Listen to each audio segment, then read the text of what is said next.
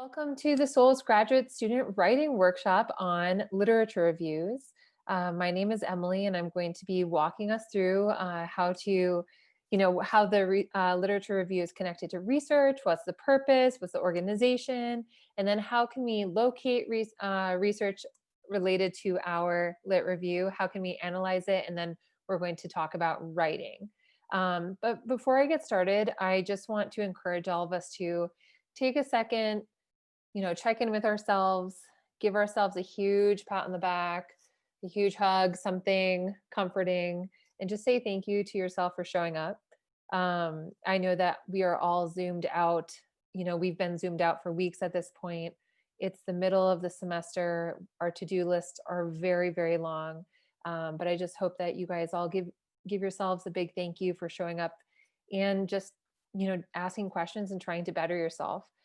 Because we are all change makers here at USD. So by bettering ourselves, the implication is that we are giving back to the world around us, which is pretty cool. So thank you guys so much for being here again. This is our agenda. I know there's a lot of information on this slide. I definitely go against, the cardinal rule of not a ton of information on slides.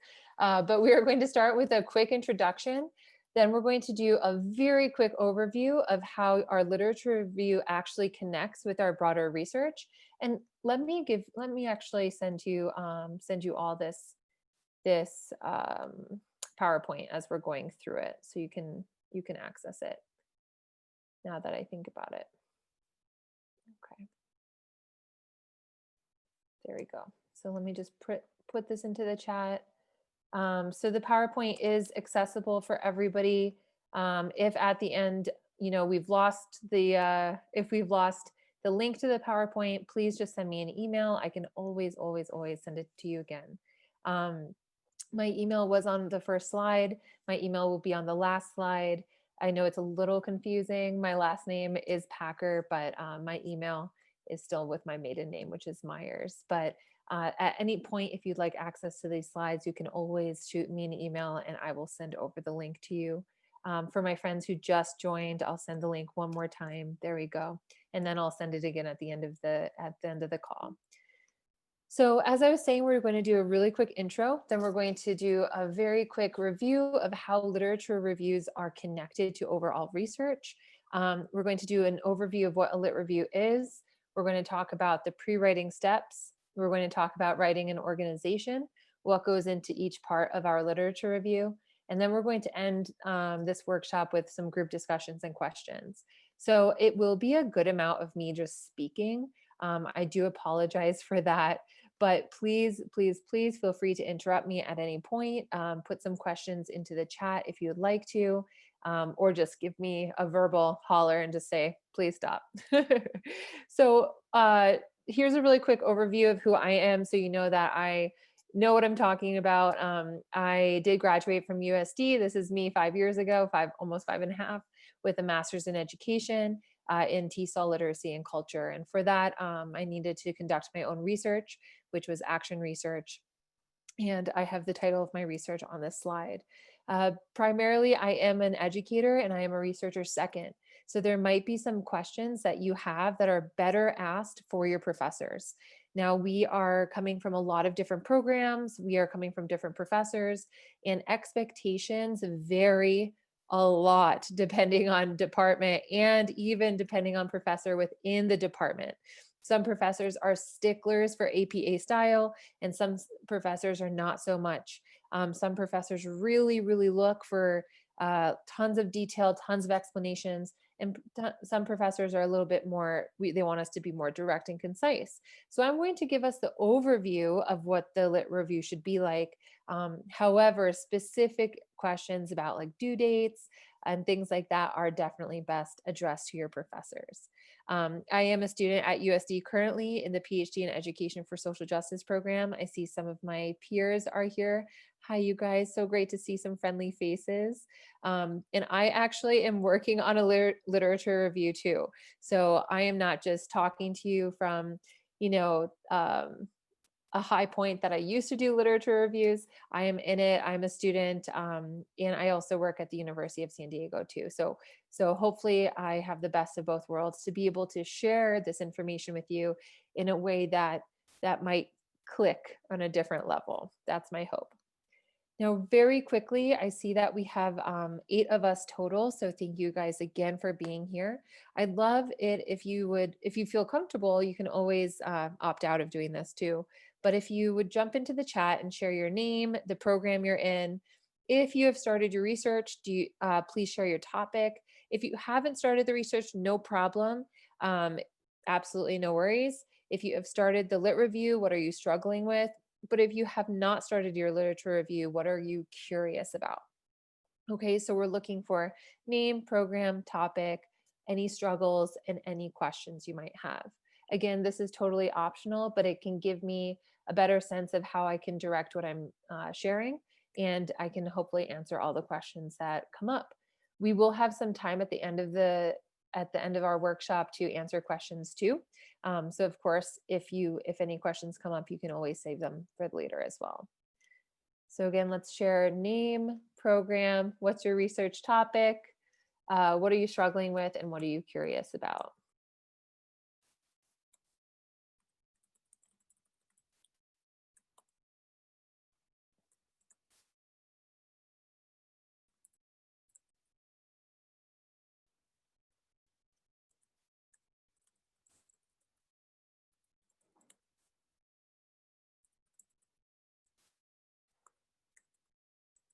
Cool. Nice, Jazz. Thank you for sharing. Montessori teacher education program. So cool. Oh, so nice. Thank you so much for sharing. Yay. Kamala, I love that we've talked about this in our 602 class. And I see this evolving already, which is so nice. Hey, Madison. Wow. Amazing. Amazing.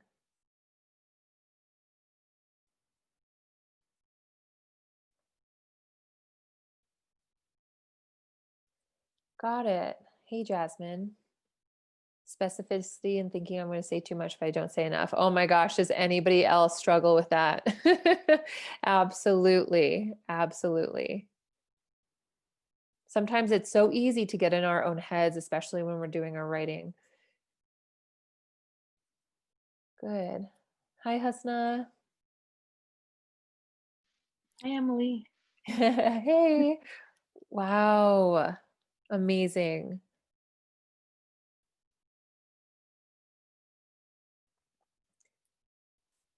I'm wondering if all of my peers in the PhD for social justice program have turned in their theoretical framework yet. I will be doing that after this workshop. Well, thank you guys so much for sharing. And if you want to jump in and introduce yourself later on. Oh, hey, Veronica. Yeah. Hello. Mhm. Hey, so struggled a lot with what it is and what is not. Oh my gosh, I hear you. I was there as well. I have a slide dedicated to that. Okay. Yeah, so hopefully so we will definitely get to that. And I know that it's kind of hard, and I love that you're doing AR as well. In Souls, they used to require students to do AR or really encourage them, and now they've taken a step back from that. And I always get so warm-hearted when I know that people are doing action research. Oh, Yay. okay. I didn't know it was an option now. I'm doing, I took a leave of absence, so I'm coming back. So it's like I'm just picking up where I left off. Oh, great. So great. Well, welcome back. Thank you. Mhm. Yeah. Leah or Leah. I apologize if I pronounce your name wrong. Nice. Yes. I was hoping that we'd have some nursing students in here. This is so great. Or you're a registered nurse. Oh, nice, nice, nice. In the healthcare informatics program. Nice. Improvement of medicine. Wow, so cool. Trying to make sure that you're not plagiarizing. Aren't we all? Aren't we all? Yes. And so we're not going to dive into APA in this workshop. However, I am along with Dr. Herrera. We are we lead end of the semester kind of, it's in a few weeks, um, Saturday morning workshop that talks specifically about organization, APA style, and all of that kind of stuff. So that is on the Souls Writing Center website in case anybody wants to check that out. It's pretty informal. We just basically talk about how to clean up our writing, which I believe everybody needs. Well, thank you guys so much. And thank you for being here. Again, this does go for 2 hours, but if we get through this, we can of course, you can pop off whenever you need to. I did share the slides, so you have access to those. And then this is being recorded. And so let me just double check that it's being recorded. Um, yes, it is being recorded. So that way the Writing Center has this. So you can always go back and ask for a copy as well. So let's jump right in. Now, literature reviews are very confusing. They are really overwhelming. And a lot of times there's lots and lots of struggle in literature reviews specifically. And I've done a lot of reflection on this, and I do believe that there's a lot of struggle in lit reviews because we are growing and evolving as we are reading the literature, as we are expanding our thinking. And with growing and evolving comes discomfort. And there's that kind of discomfort, but then there's also the discomfort of sitting in front of our computers and researching for hours and hours at end. And so I would like to start off this workshop by basically sharing how literature review is connected with the rest of your research. Now, you might be doing a literature review that is separate. It's its own assignment. It is not connected. You're not doing a needs assessment. You're not, doing all that kind of stuff. However, we're going to start here. We're only going to cover this for a few minutes, but this is just for you to have a comprehensive overview of how all of this stuff works together. Because there is different sections inform different sections. There are steps to this. And this really helped me and helped my classmates when we kind of had that aha moment when we realized, okay, how is literature the key to what we're studying? Now, so if you're doing your own research study, you're going to have a few steps before your lit review, right? And again, even if you're doing a lit review separately, there will be some maybe more informal steps that you take on. So the first one is understanding the context. The second one is a needs assessment. And the third one is research questions or guiding questions. Research questions mean that these are going to be actionable questions that you put into your research study, and guiding questions are for literature reviews specifically. So whether or not you're actually pursuing a research study this semester, that will tell you if you're doing research questions or guiding questions. So let's just jump in and talk about these. So the first one is understanding the context. And so everybody does this on an informal basis. Understanding the context is analyzing the environment that you are in or the environment that your intended participants are in, and trying to find or specifying the issue at hand. So in research, you're going to actually create and write up a part that's titled understanding the context. It's comprehensive overview of your environment. Now, for this example, I've used terminology like school and students, but please, if you're in a different program, if you are not an educator, for example, if you're a nurse, then you can always incorporate your own terminology, just replace mine. Okay. But basically, it's the same kind of idea. You want to include the general location of where you are, maybe the type of school or the type of environment, for the type of hospital, the type of school, the type of clinic, possibly. The total population of students in classrooms, age range, home countries, anything that is important to you and your research. Now, what often happens is you end up doing a big write-up about the understanding the context, and then later on you go back and edit it.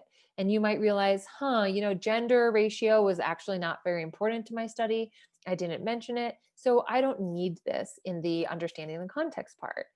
So what I suggest is writing up a comprehensive overview of the context that you are going to be studying, or the environment in which your participants are in. And then afterwards, after you've completed your research, going back and revising it, figuring out, okay, what directly relates to my research and what is a little bit superfluous and, doesn't really need to be here. Remember, you're painting a picture for the reader for them to really fully understand your research. Okay, so that's understanding the context. If you're not conducting research, you're probably just doing this internally. But what I would suggest is writing out information about your context. Set the stage for yourself. What have you noticed? What do you think is important? What's there and you're not sure if it's important? And just it's an analysis of the environment in which you're going to be doing research or doing your lit review. Okay. Please don't skip this step because there might be helpful hints that inform your research later on that you might have overlooked if you hadn't sat down and done a lot of reflection on this. And the context informs our needs assessment. And so our needs assessment is exactly what it sounds like. It's where you are assessing the needs that you assume are there. And that's a very important word here is assumption, because we bring a lot of assumptions to research. We my peers in the PhD program will know that we have done a lot of work on positionality and we've done a lot of work on reflexivity, which means to reflect on where we are in accordance to what we are studying. And so it's very important that we sit back and analyze our own assumptions. For example, you might think that you see a gap, but then when you do a needs assessment, you realize there's no gap to be found. You might think that you see a need in a individual or in a group, and then once you do the needs assessment, the need is not there. So it's very important for your needs assessment to check what you believe that you're witnessing, what you believe you are seeing, and if there is a gap there. So there's lots of different ways to do a needs assessment. There are a few examples on the PowerPoint, like quizzes, tests, questionnaires, interviews, surveys, writing samples. And all of these are tools to clarify and identify interventions or possible solutions later on.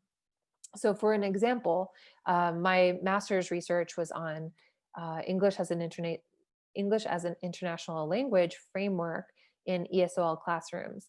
And my initial needs assessment asked students, do you feel like you need to have an American accent? It was phrased much better, but do you feel like you need to have an American accent? And most of my students said yes, but there was a good chunk of them that said no. And that was pretty surprising. And I had to take a step back and reassess. Okay, so I see that 80% of my students say that they do. Do I still need to pursue this? And the answer was yes, because 80% is pretty high. But it's just to check your own assumptions. Okay, it's important. Let's keep our biases and assumptions in check, huh? So how does the context and needs assessment inform the research questions? All of these are connected, right? We have our big context in what we figure out the environment we're studying, we're thinking about this, we're reflecting on it. Then we narrow it down, we double check our assumptions with our needs assessment, and then it lands us at our research questions. Now, your research questions are very important, but the most important thing I want you to take away from this is that your research questions are living, okay? That means that they can evolve and they probably should evolve and they can change and they can morph. The more information you research and you find, the more tuned you will make your research questions. For my master's program, my research questions were evolving right until I presented my research. And that's because you go back and you think, okay, how can I phrase this in a more direct way or more meaningful way? Now, that's not to say that your main constructs, so constructs, that's in my program, that's what we called them. But in other programs, they're called variables. So you might have heard your professors say dependent or independent variables in your research questions. I'm going to call them constructs, and I'm going to use the word operationalize. So your main constructs probably won't change. So one of my main constructs was English as an international language. Now I didn't change that because that was my main thing. So it's very important that you identify what your constructs are, figure out if you can operationalize them, which means evaluate, test them, and then the language surrounding that can grow and evolve and change. And your questions should be meaningful. They should be compelling. They should be interesting to you. If you're bored by your research questions, let's take some time and go back and try to tweak them to make sure that you're excited about them. Because if you're bored by your research, you know, then probably a lot of people are going to be bored. So we want to make them exciting and meaningful to you. They should also challenge you. If your question does not challenge you, then what is the purpose of you researching this? It needs to be manageable. So we want it to be focused and not too huge. Now, this applies to our lit review as well. We have the rest of the semester, most likely, to do our literature review. Usually we don't have 10 years to do it, but we want to make sure that it's manageable. And that means that we need to specify it, or that may mean we need to specify it in some sort of way. For my students who do their research projects, a lot of times they need to specify it, and they do this in different ways, such as location, possibly age of participants, possibly gender of participants, possibly first language of participants. So you want to specify it in a way that makes it manageable for you to complete this assignment. And it should be very, very important to your participants. If what you're researching is not important to your participants, then what is the purpose of what you're researching? You want to broaden and deepen your perspectives, improve your practice, and then also possibly implement action if you're doing action research that makes a difference. Or you can think about this, if you're doing a lit review, you can think about, would somebody reading this be inspired to do X? Is the document powerful in some sort of way? And that doesn't mean we're all going to publish our literature reviews, but we should think about it that way. Hold what we're writing to high enough standards, change-making standards. So questions for our research question, or examples for our research questions, right? We know this, it's not yes or no questions, they're open-ended. And on the bottom in gray, here are some examples. The bottom right-hand side, here are some examples of how we can start our research questions. In what way? How does? What strategies? What impact? What happens? How can? So we want to make sure that our research questions are open-ended, because if we can answer them in one word, then we don't need to do our literature review. So yes, so hopefully we are feeling confident with our research questions, but just remember, they should be important to you. They should be important to your participants, and we don't need to get married to them right away. They are growing, they're living, they're evolving. So don't be shy about coming back and changing them as you go along. That's not weird. That's completely normal. And you don't need to always check in with your professor and say, hey, I changed this question. Just go ahead and do that and let them know. Let them know later on. They're very familiar with that as well. So how does the context, needs assessment, and research question inform the literature review? So this is all the work we do before we get to writing. And again, if we're not doing research, we want to do all of this in our heads, right? We want to do all of this reflection, even if we're not going out and conducting our own study this semester, because it will help us make our literature review grounded, and it will also make the literature review a bit narrower in a good way. Because I know that sitting in front of a computer and trying to, just the idea of having to amass all the literature on a subject and produce it in our own words is very overwhelming. So doing the work beforehand can help us have a little bit more control over our literature review. So let's get started in talking about the lit review. Now, let's break it down. So literature refers to a collection of published information, materials on a particular area of research or topic, books, journal articles, academic value, peer review. There's lots of other sources. So just go ahead and check with your professor and see what sources they allow in their class, because some professors are pretty strict about this, and others are very open. So I've had questions concerning how old can be, like, quote, the oldest piece of literature you can include in your lit review. I think that's probably one of the most asked questions here. And for that answer, I always say it depends on your study and it depends on what you're researching. If you're researching a very new topic, then you're probably not going to go back too far in history unless there's a important historical perspective that grounds your lit review. Um, but often the case is that writers want to provide some sort of context.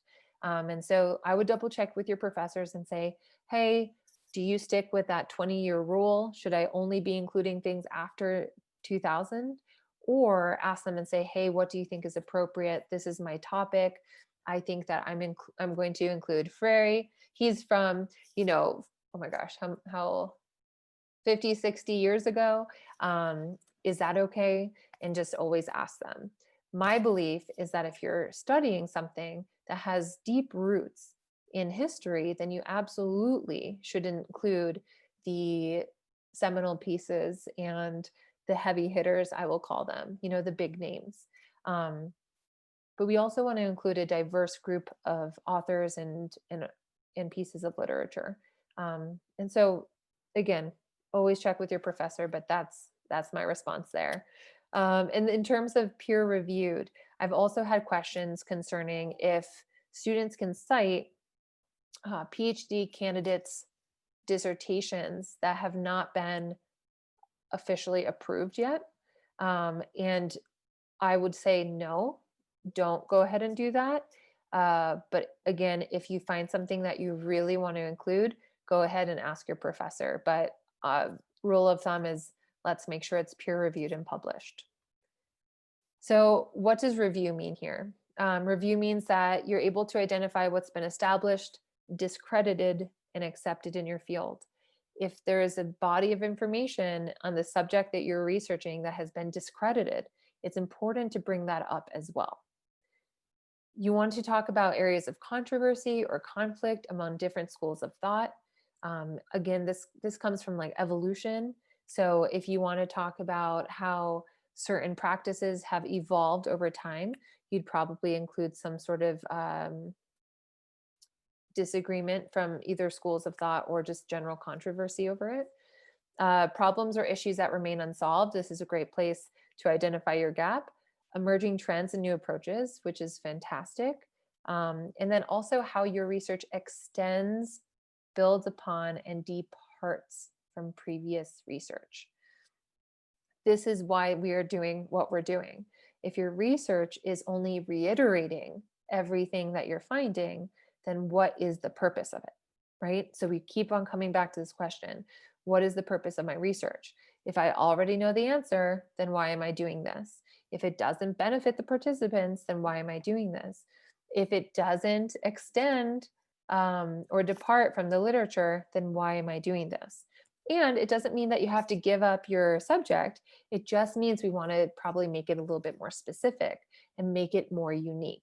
So again, just my suggestion is to just reflect on that for a moment, because if you're not adding to the body of literature, then we need to figure out a way for you to tweak your research so that you are adding. And honestly, oftentimes it's easier than it sounds. Okay, so here's the basic overview. A literature review identifies, evaluates, and synthesizes relevant literature within a particular field of research. So identify, evaluate, and synthesize. Okay, synthesize is one of our key words from today. So it shares with the reader themes and results of closely related studies.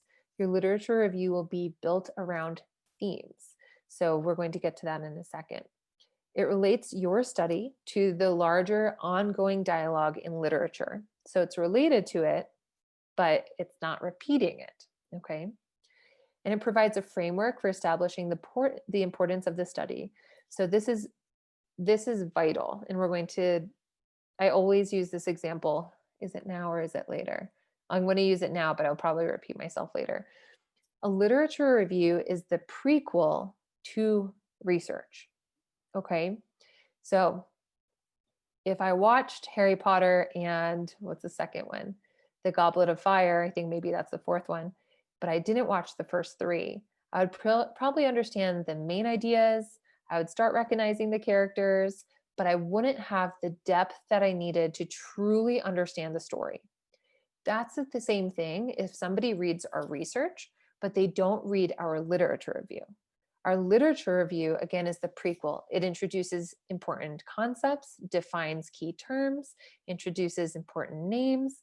And so we want our readers to be able to read our literature review, have a very good understanding of the themes and ideas that we talk about, so that they read our research and really understand the importance and understand the value and understand just what we did. So our literature review grounds our research. It's pretty important. And so that's when you're pretty lost, when you're having a hard time with your lit review, just remember that.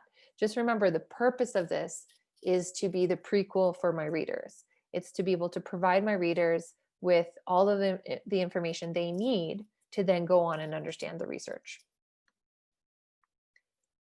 And most importantly, we identify a gap.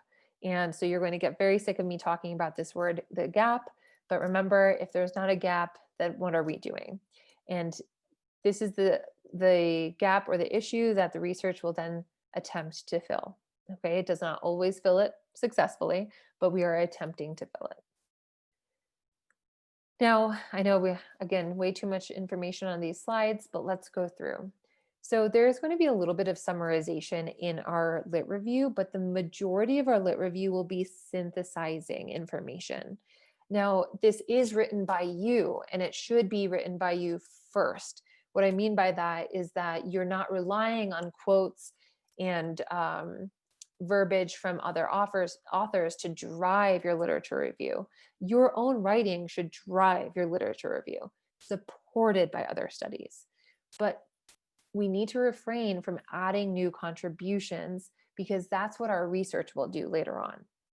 So even though let's say you're studying something that you've had ample experience with, and you think you know the answer to your research study, but you're not that sure, we still cannot include any of our own opinions in our literature review. We cannot include any of our own examples. This is a review of the literature. It does not include any personal experiences that you may have had. Yep. So good. Okay. And the last point I want to make before moving on is that the literature review emphasizes the credibility. So what I mean by this is that your literature review, if it is extensive and comprehensive, the reader can say, okay, yeah, this person really did their work. They really understand what they're talking about. And they will be more confident in your subsequent work.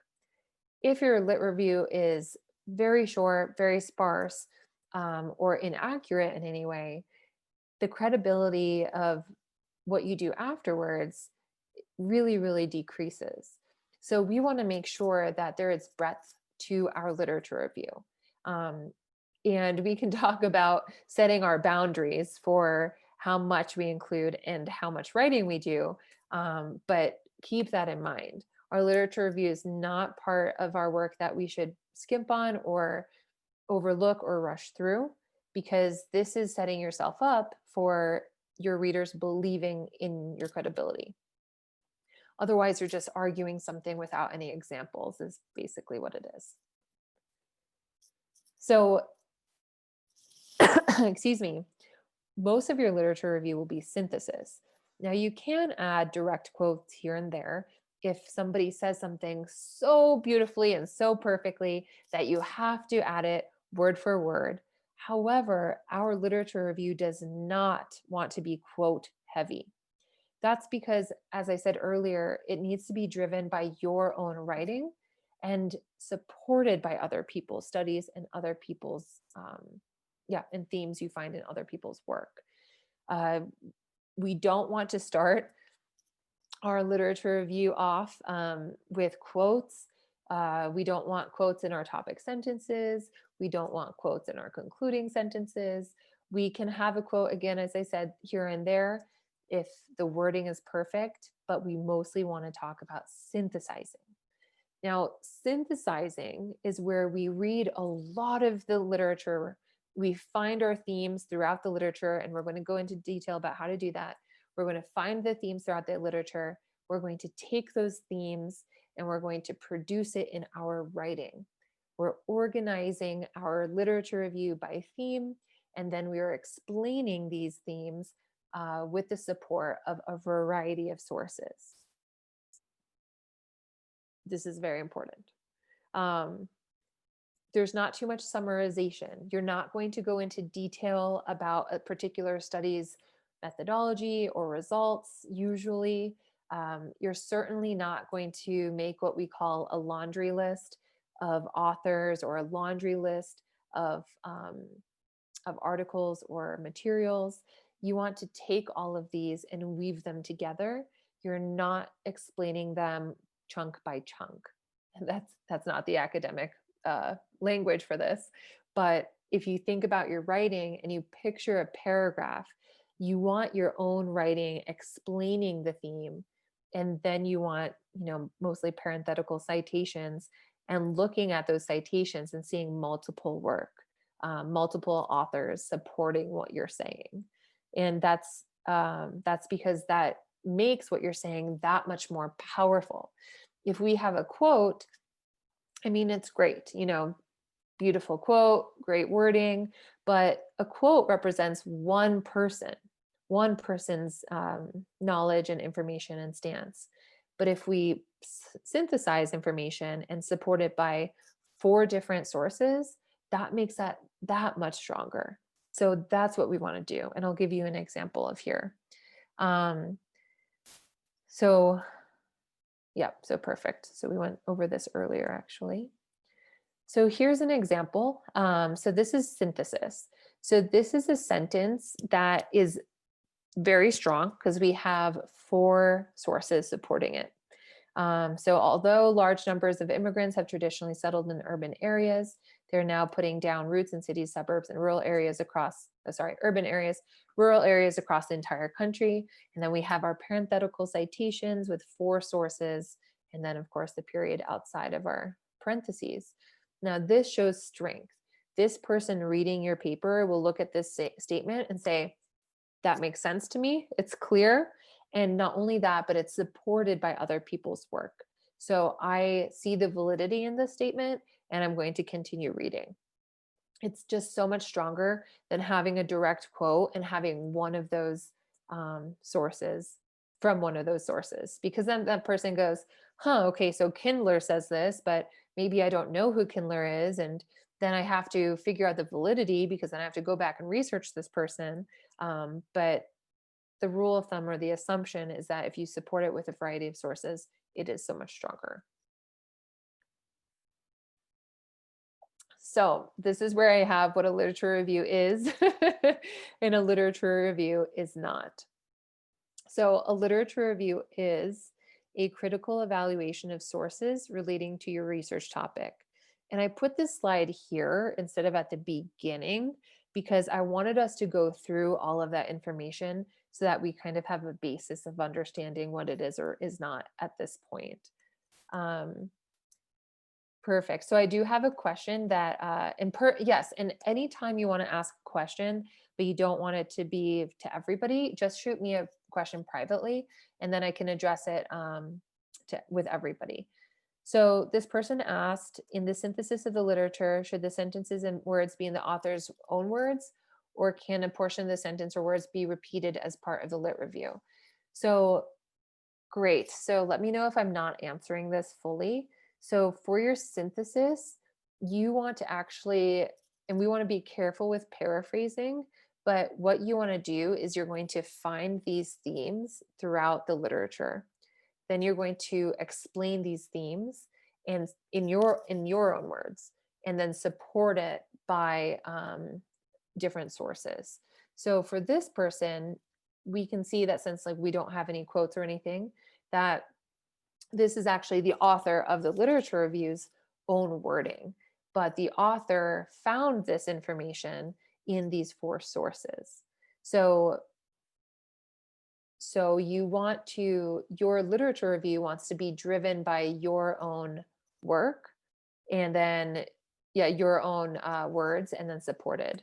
So, perfect. So then we have a follow-up question.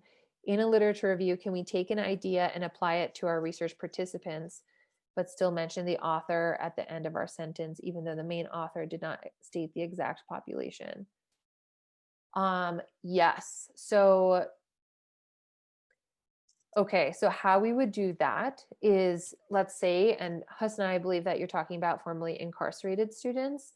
Um, Thanks. And if, sorry, if at any point I don't explain something correctly, please call me on it and ask me to explain it again. Um, so, so for example, if you're researching, if you're finding a theme that is not directly related to your participants, or the the materials don't explicitly state that particular population, you would not apply it yet, because that's what your research is going to do. So in your lit review, you would talk about that, and that would actually be a great, a great, a great place in your conclusion to talk about. So you can say, although there has been research on X, there hasn't been research directly related to X and this population. And that is what this subsequent research will seek to fill. And so we know by the title of your lit review, we know by the introduction of your lit review, what the participants are, who the participants are, and what the context is. But then throughout your body paragraphs, you're going to be talking about themes that you're finding, and they don't need to directly relate to your participants yet, because that could be one of the gaps that you find and that you identify. And that is where you would mention that in your conclusion, if that makes sense. That makes perfect sense. Thank you. Okay. Thank you. Perfect. Yeah. So think about these gaps and add them to your conclusion. So this is actually a perfect segue, because your literature review is where you're going to define key technical or context related terms. So in your introduction is where you are going to define your constructs from your research question. So for example, in my research question, I had the construct of English as an international language. It is a construct, it's a framework name. And so in my introduction, I defined it. Now, English as an international language is pretty specific. It's a specific framework. You also need to define constructs that might seem obvious to you. So, for example, the term prejudice or the term culture, these are words that all of us can probably come up with similar meanings, but you still need to define them as they are related to your research. So that's a perfect example of where you can either find a definition from somebody that you really, really like, or you could create your own definition as well. Okay, you wouldn't cite yourself. You would just say, as in this research, English as an international language is defined as blank, or in this research, prejudice is defined as blank. So we don't want to assume knowledge at any point. So in our introduction is where we would define those things.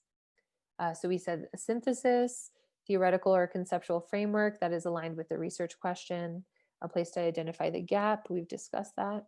So what a literature review is not, it is not a descriptive summary of each and every text. This is one of the main issues that the Writing Center identifies in student writing, is that students tend to overanalyze each of the each piece of literature. But remember, we're trying to find themes amongst the literature and not just the analysis of one piece of literature. Okay, so finding themes amongst the literature, producing them, explaining them, supporting them by the literature. You're absolutely not chunking them or listing them. As we said, we've talked about synthesis. And it is certainly not, and tell yourself this 1,000 times, a compilation of all material related to your research field. Okay, that is impossible. That would take you years and years and years. So please make sure that it is relevant to your project. Okay, this is the key term that you need to keep checking in with yourself. Is what I'm reading relevant? Even if something is super interesting, you find an article that is like blowing your mind, but if it is not directly related to your research question, then we don't want to include it. Okay. Um, and oftentimes students will go, they will write their literature review. They'll go ahead and do their research, and then they'll look back at their lit review and either have to remove paragraphs and say, oh, this actually didn't have anything to do with my research. I thought it would, and it didn't. So I'm just actually going to have to remove that. Or they have to go back and add information. And so a huge oversight on my part for my grad degree is I didn't include a section on language and power, which came up throughout my research. And so I had to go back and add that. And so that's totally fine. Your literature reviews will never be done. They're just going to be something, again, it's a living and breathing document. The more you research, the more you're going to want to change and tweak it. So just remember that, and be gentle with yourself. If you need to delete a paragraph, just put it in a different document, save it for a rainy day. And if you need to add more later on, just again, be gentle with yourself. This is normal. Okay. Perfect. Okay. So for our literature review, we're going to talk about locating, analyzing, and writing. So we're going to have 7 steps. We're going to go through each of these steps. The first 3 are about locating the literature review. Sorry, locating the literature. Hold on for 1 sec. Sorry, I've been teaching all day. Locating the literature, which is 3 steps. Analyzing the literature, which is again 3 steps. And writing the literature review, which is suspiciously only 1 step, but we will get to that in a second. So step 1 is identifying keywords. And so when you sit in front of your computer and you go, oh my gosh, I'm getting started on my lit review, I have no idea where to start. What you should you go to those databases, Copley Library, Google Scholar, wherever you want to go, and start amassing a list of keywords. Now, what I recommend you do is to put in, your constructs from your research question into the search. And so for me, it was English as an international language. So I could type that in and just be super broad, English as an international language in education, and see what comes up. Then what I want to do is I want to click into some of the articles, scroll down to where they have the keywords section, and start writing down the keywords. Over some time, you're going to be able to realize, okay, what are the keywords that keep on coming up? And what keywords are a little bit more abstract and maybe I don't need to include. But this will be a great place for you to start figuring out and identifying the vocabulary related to your study. This is so helpful, because then it will also help refine your search, but also it will help improve your writing, so that when you're writing about your topic, you're employing the same terminology as previous bodies of literature. And so you don't always have to, like, I am a firm believer that your writing is your writing, and I don't want you thinking you have to pretend to write in a different style that you're not comfortable with. But there's some terminology that you should probably employ if you're writing about certain subjects. And so this is a great first step. And then if you're super lost, ask your professors or your peers, your colleagues, and just say, hey, this is my topic. When I say this topic to you, what comes to mind? And just brainstorm with them, because they're going to have a lot of great pointers too. Step 2 is keeping your keywords in mind. You can start looking for appropriate journals or books or just, bodies of research. Now, what can be really helpful and what can be really helpful is looking at the references, but not the references for all of the articles you find. If you identify books and you identify articles that really speak to what you're researching, like really speak to what you're doing exactly, go to your references and start scrolling down and making note of the names that keep on coming up, because those are probably authors that you want to check out. Maybe you don't include them in your lit review, but you still need to be aware of them, and I would use the word dabble, like skim their articles too. So again, we start with our keywords, we start refining our search, we start skimming through our articles, we start finding articles that really click with us, they speak to what we're doing. We look at their reference page and we start finding the names of people that keep on coming up. But that's not to be said that the names on these reference pages that you only see once are not useful. Absolutely they are. If you find authors that, might not be the forefront, or maybe not, that's not the right word, but the most famous for that subject, you can still include them. Absolutely. I included a lot of authors that from one specific Canadian university. I just really jived with them for my for my master's program. They have no idea who I am, but I reference them a lot. And that's great as well. For your step 3 is you need to get organized. So once you do your keywords, once you find the articles, start organizing your articles. And I keep saying articles, but I just mean literature. Okay. So books, book chapters, articles, or whatnot. Start organizing them. Now, for me, I am a very hands-on person. I at one point printed out everything and physically organized them so I could like map it out on my floor. Now I just get organized on my computer. Now, again, look at your desktop, try to figure out what's going to work for you. Different strategies work for different people, but start compiling your articles by commonality. Okay, so start thinking about, okay, where do these belong? How are they related to each other? What themes am I starting to see? And you can move them around as you see fit, of course.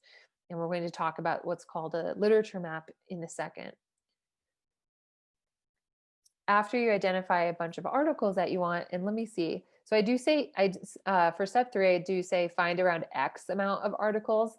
I used to say 30 because I thought that was a pretty basic amount, but I realized that for different assignments and for different professors, there are different expectations. So some students really balked at the 30 articles and said like, oh my gosh, that's so many. And some professors require more than that. So just for your study and your own writing, just determine how many is appropriate for you in your study and your class. So double check with your professor. I don't think most professors have like a requirement for different sources, but just go ahead and double check with them. Or you could just ask, for this assignment, what would be an appropriate range? Is it 10 to 20? Is it 20 to 30? Is it more than that? So just go ahead and ask them. After you've found a chunk of articles that you think you want to include in your lit review, go ahead and annotate them. But while you're annotating them, you're not just looking for, the themes, you're actually looking for more specific information. So are you figuring out who are the experts? Are there any conflicting theories that you're finding? Because you should include those. Your literature review should definitely include conflicting thought if it exists. Because if you ignore that, then a person reading it will think that it's not as comprehensive as it should be, right? So if you're trying to prove a point, but you ignore the counter argument, then the person reading might say, oh, well, they haven't done their research, or they didn't take this seriously, or they're not thinking about where the counter argument is stemming from. So we do want to include any sort of conflicting theories we find. You want to look at what the assumptions are that the researchers are making. Start exploring methodology, not necessarily to write about it in your lit review, but also to inform your own research. And then think about how this has all evolved. If you're seeing an evolution of thought, note that down. But again, we want to annotate our articles. And what is so helpful, and I wish so much that somebody had shared this with me in my master's program, is designing a literature map. Now, I know that there's a million different ways people learn, but what I suggest is taking what I'm going to show you and applying it to what works best for you. And so a literature review, one of the main issues that students have come to me about their lit reviews is organization, and just saying, I don't know how everything is connected, or everything is too connected and I can't really tease out the little parts of it. So a literature review map or a literature map will really help just for you to have a place to see where all of the information you read kind of comes together. So I'm going to show you 2 examples, and these are not things you have to do exactly. Again, please adjust them to what fits you in your to just what fits you best. So this person was writing about procedural justice in organizations. You can see that this person has three main themes: justice perception formation, justice effects, and justice in organizational change. Now, underneath this, you can see that some of these are really like easily organized, like justice perceptions formation is pretty much directly organized. Like we have these five sub themes, and then motives is related to need to study. So we look at these five sub themes, and then you look underneath the themes, and you can see different authors' names and then the dates of their research. Some of these have three or four, or some of these have uh, one author, and then some of them have, let's see, Voice has three. So we want to start organizing our articles in a way that we can see how they're connected to everything. Now, it might not be as simple as this or as pretty as this. You might have more like a spider web happening, but at least you can see how they're connected. And remember, in your lit review, you're organizing by theme, and your themes may be connected for sure. And then you can start thinking about, okay, in what order do I need to write in? Like, what is important to me? Do I want to write in like chronological order and show like the evolution? Do I want to write from order of what's I believe is to be most important to, not as important? Do I need to write in an order of like this section informs the next section? So in order to understand the second one, we have to put this first one in. So that's where you can start figuring out how you want to format your writing. And how you want to organize. Again, organization is one of the biggest challenges that students have, because you end up with all of this information and then just kind of figuring out, I don't know how to make this look right. Like, I don't know how to make this all connect. And so this can really help. And again, we want to make sure that we have like overarching themes. And then we have these sub themes, which would be in subheaders. And then we have our references underneath them. And we want to include our dates. This is an older one, right? Because like all of these are from the late 1990s and early 2000s. But this will be important because it will also give you kind of a sense of, hey, do I need to include more diversity in some sort of way, whether that is how recent something is published, where it was published, who published it. So this can be very helpful. And this is another example. It looks a bit different, but we have the literature review map about what is the future of Ithaca. And so we have history, history, social innovation, participatory design, scenario planning. And so we can see that like Utica area, we have then these three sources that this person is going to write about. We have this Rust Belt, we have three sources, but this Rust Belt is also connected to this person, Friedman, underneath diffusion. And so we can start kind of connecting them. And again, this looks pretty different than this one, just structured a little bit differently. So create a literature review map that works for you. And don't be afraid to move things around. So step 6 is drafting summaries. You don't need to do this, but when you've identified the articles that you're definitely going to be using in your lit review, I highly suggest writing a summary of them. And this could be like a 3-sentence summary or, an actual paragraph, but this is so that you can go back, read your summary, and you don't have to go back and reread your article, because you're going to have read through so much literature that, when you go to turn in your assignment, you're going to be double checking everything. And maybe you think, oh, wow, that one article said something that would connect to this. But you go back and you say, I don't know which article that was. I'm so frustrated. I'm going to have to dig through all my articles. So draft summaries for yourself, just put little notes, like what's important, author's name, where you found it, what was the date that was published. Make the connection between the article and your topic, but also make a connection between the articles and other articles. So you could just write down like, Cruz is related to Jones in this way. And that could be it. So that way it's little notes for yourself. So help your future self. And as you're reading, make little notes to help yourself in case you just get a bit stuck and you need to go back and find something.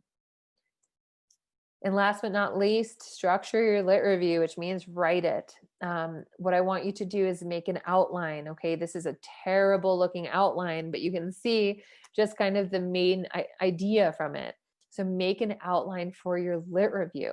Use headings and use subheadings. Now, headings and subheadings have changed with APA 7. So go back and double check that you know how they've changed. So in this, this was like a terrible write-up of mine. You have your introduction, and then we have 3 overarching themes and then a conclusion. But then within these overarching themes, we have different areas that we want to address. So make your outline, structure your theme, structure your essay by themes, and use headers and subheaders. Oh yeah, okay. So before I get into like exactly how we should be writing, does anybody have any questions for me about locating the literature and analyzing the literature, or what a literature review is? Okay, so no worries. Have a great night.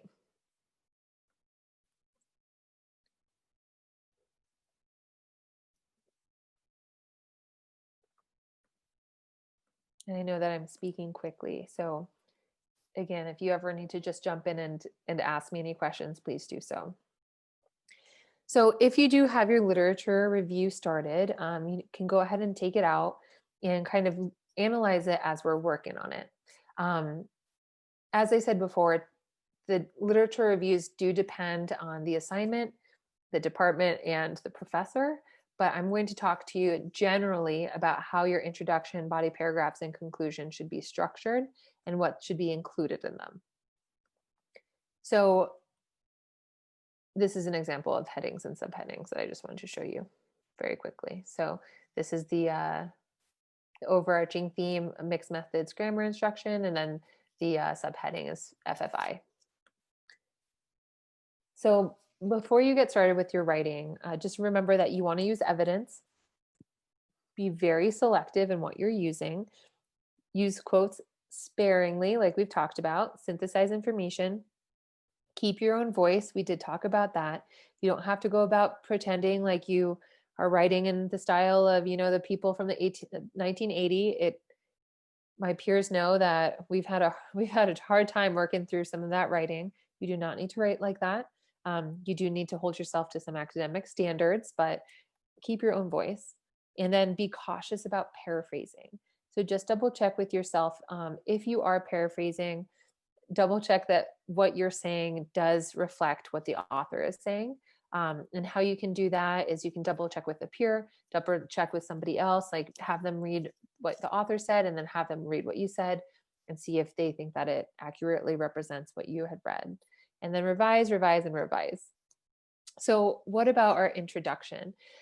Now, in many lit reviews, your introduction will be more than 1 paragraph, but we're going to talk about it here as if it's going to be 1 paragraph. So in your introduction, you're going to identify and define the general topic, issue of area of concern. And remember, we don't want to assume that everyone has the same definition as you do. We want to explain what our constructs are. We want to define them. We want to briefly talk about the importance of the topic. So we do not need to say this topic is important because of X. We want to show that in our writing, okay? And this can be done in a variety of ways. You can say, the need for more in-depth studies on this can lead to blank, and from that we can understand the importance. So again, you don't have to be super direct, but you want to explain it in some way here. You can briefly generalize the work that has been done. So in your intro, you could say something like, there has been work, there has been a lot of research into instructor beliefs and practices, and this has been seen throughout blank and blank. So you can add that if you'd like to. You can also point out any controversies in the field. So you can say, although it has thought to be proven that this is blank, actually, in recent studies, it has been shown that da-da-da.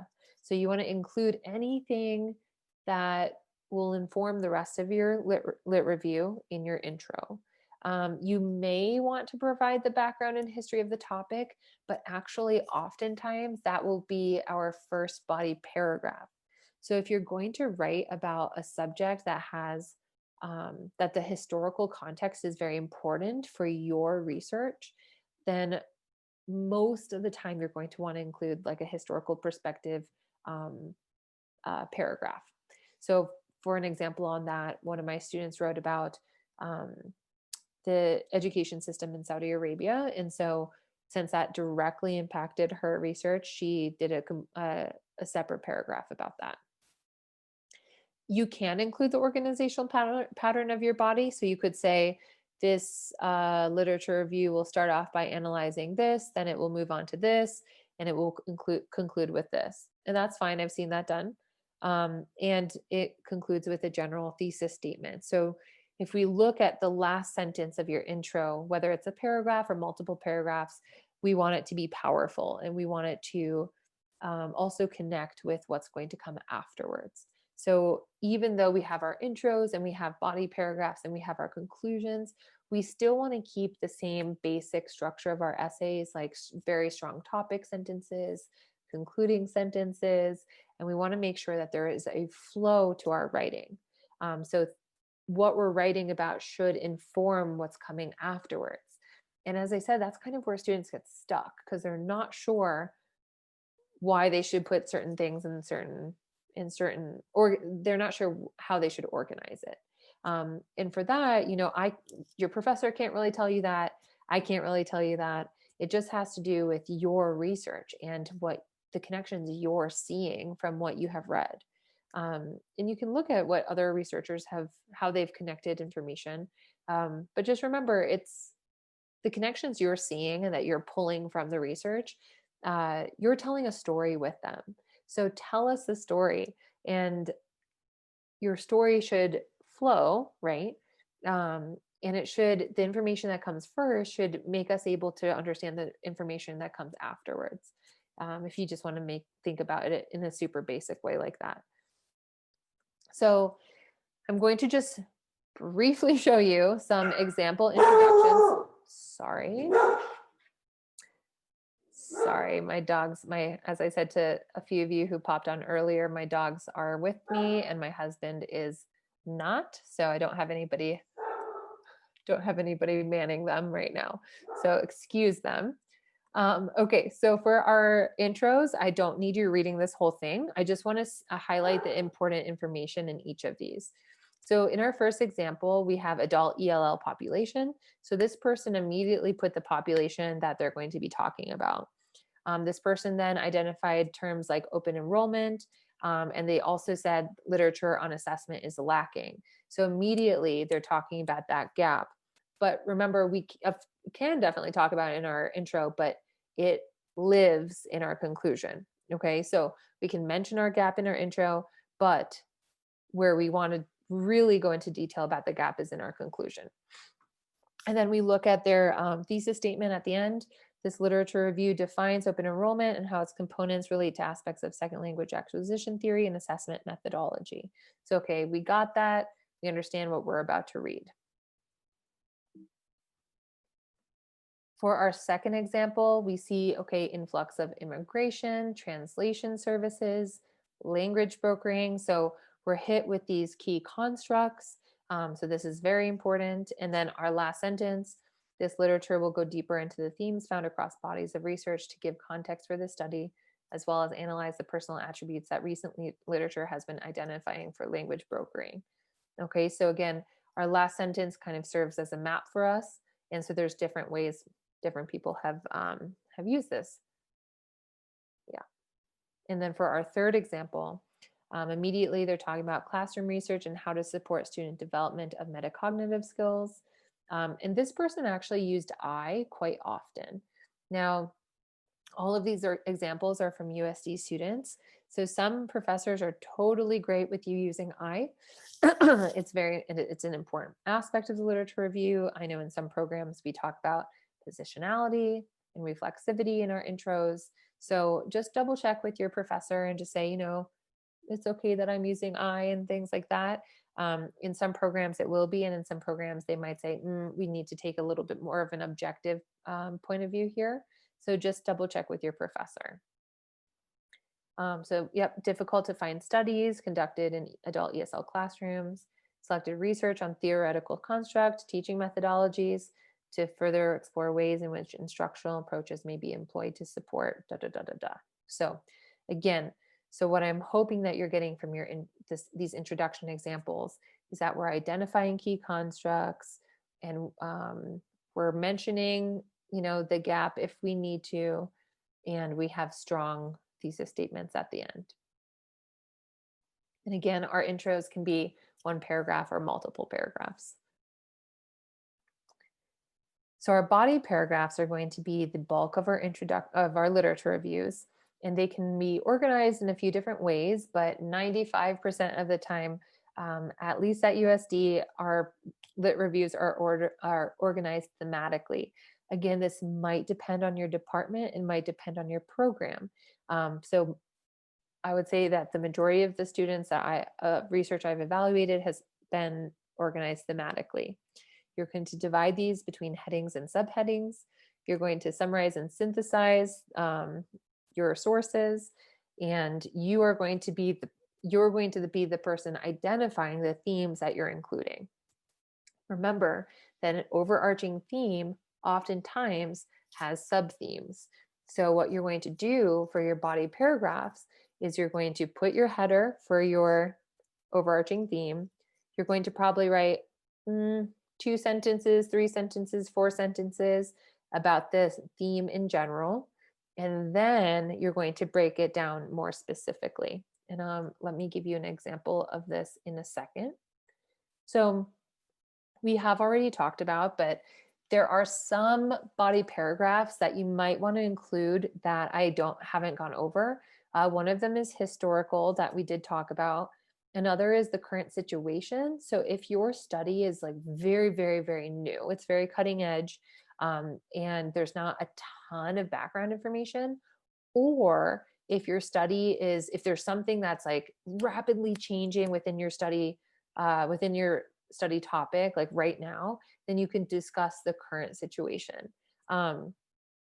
So for example, if your study wants to include information or examples that have come out of academic examples that have come out of like the Black Lives Matter movement, specifically to this past summer, because BLM has been around for longer than that, obviously, you can include like a current situation body paragraph about this. And this kind of tells the reader like, hey, this is kind of like breaking news here, and we want to dive into this before I get to the rest of this. And that just shows the reader that what you have put first is the most prominent for a reason. It's very important to your research.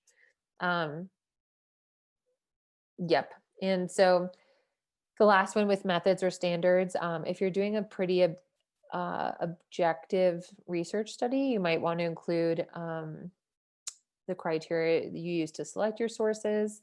I have not actually seen this in any student's work here, but you might want to actually include that in your intro if that was important to you in your study. If you wanted to say like, oh, I've only chosen peer-reviewed journals from this, I would actually add that in our intro. I don't think you would have an entire paragraph about it, at least not in most studies. Okay. And so my last point for body paragraphs is that each section needs to be tied back to your literature topic. So if you go through your body paragraphs and you're kind of getting off topic, you're getting pretty lost, and you think to yourself, okay, can I directly tie this back to my topic? And the answer is no, then you need to revise this and you need to figure out a way to make it directly applicable. And so a lot of times we get lost in our lit reviews. So double check yourself. No matter where you are in your writing, you need to be able to have that tied directly back to your topic. The connections need to be extremely clear. If they're not, that's going to be an issue. And it's going to be tough for you later on, because you don't want to go through your lit review and have these weak connections, because remember, this informs your research. So if it's not clearly connected here, then it actually might not be clearly connected in your research, and your research will be shaky. So you need to make sure that everything is clearly connected and be explicit about that. So here's an example from one of my past students. She has given me permission to share this, which is so nice.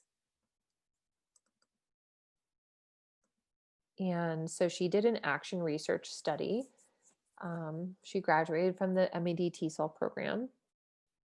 So this is her lit review. So you can see that she has her intro. Her intro is actually pretty short. And so for other assignments, it would be multiple paragraphs. But this is totally fine for her assignment. Then she has these kind of overarching themes. So grammar in general. And since her whole topic is about grammar, she wanted to define it. And it wasn't going to be enough to define it in her intro. She needed a separate body paragraph for that. And you can see that this is a beautiful example of synthesizing. So even though it may evoke such feelings, grammar is needed to communicate, so it is necessary to teach it. So Brad, Larson, Freeman, and Mart. So that's a great example of synthesizing that. You can see that she did use a direct quote up here. And remember, I did say that if you find a definition of one of your constructs that you really like, you can use that as a direct quote for sure. Then she has our second section about the historic overview. So she actually put her definition of grammar first because she thought that was important to understand, for the readers to understand where she was coming from with this idea of grammar. Then she moved into the historic overview. Now here she should 1,000% have put subtitles and subheaders, and she knows that. But here remember I said that we should have like a few sentences kind of explaining the theme. This would be that. And then she should have a subheader here and then a subheader here. Okay. So that's an example of how I would have edited this. Because she was my student in the practicum course, and I was not teaching the research course. But then in her third body paragraph, third section, she does have these headers and subheaders. So she has a mixed methods grammar instruction approach.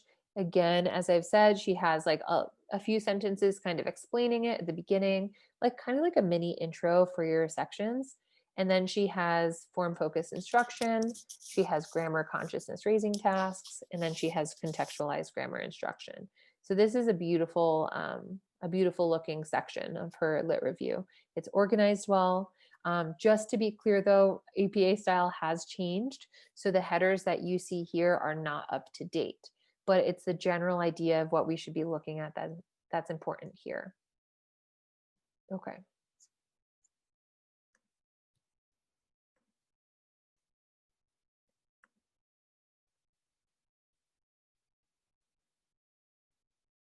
Perfect. Okay.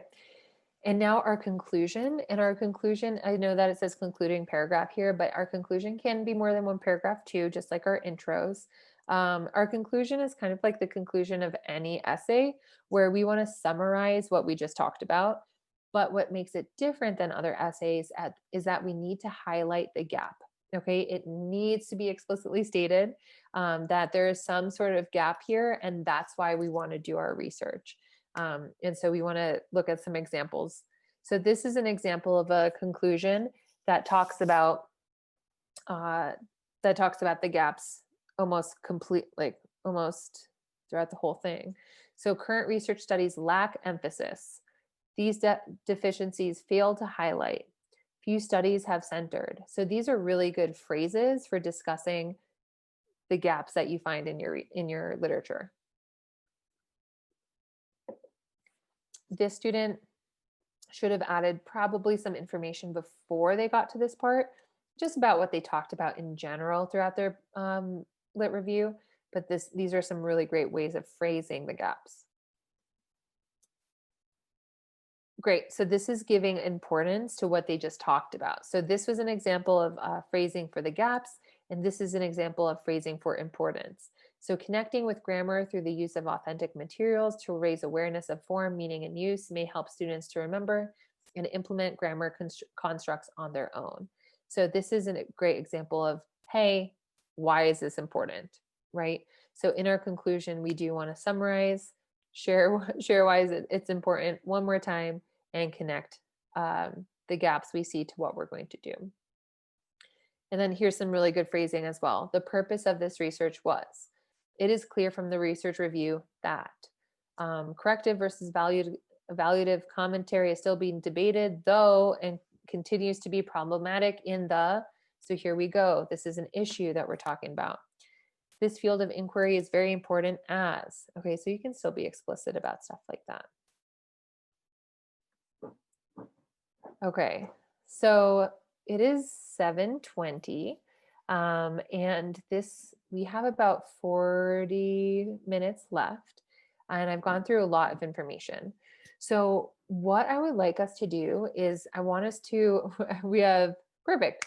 Well, we have 6 wonderful students here, so I can either open this up into just kind of like, we can talk about specifics. Okay, no worries, Jasmine, have a great day. Or a great night. So what we can do is we can just kind of open this up to everybody and either share pieces of our writing or ask questions. Or what I would do is put us into small groups, and you guys would come up with things that you will adjust and do moving forward, and also questions you might still have. So does anybody have a preference? Would you like to do this as a whole group, or would we like to do this in smaller groups?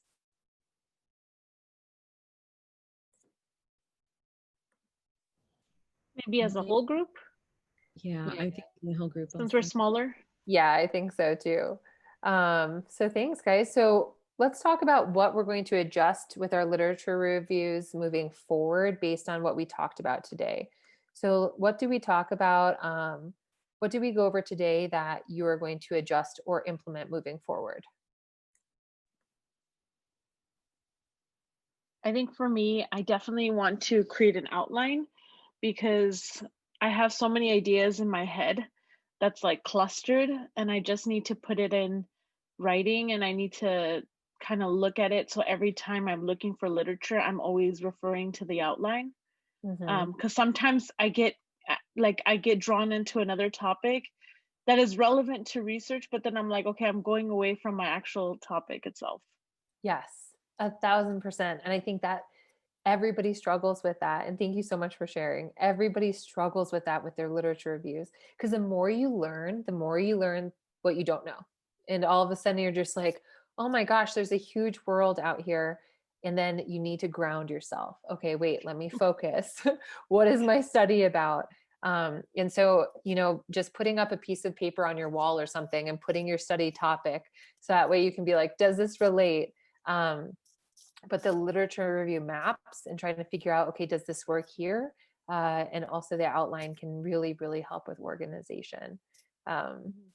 Yes. And it's so hard to have the humility when you find something you love to not use it if it doesn't connect, because then you're going to get stuck in this funky place of wanting to trying to change your subject. And you can absolutely change your subject, but I think making sure that we are grounded as we are moving through our research and analysis is really important. Yeah, I've been there. I am currently there. What else, you guys? What else are you going to implement or adjust with your literature review moving forward?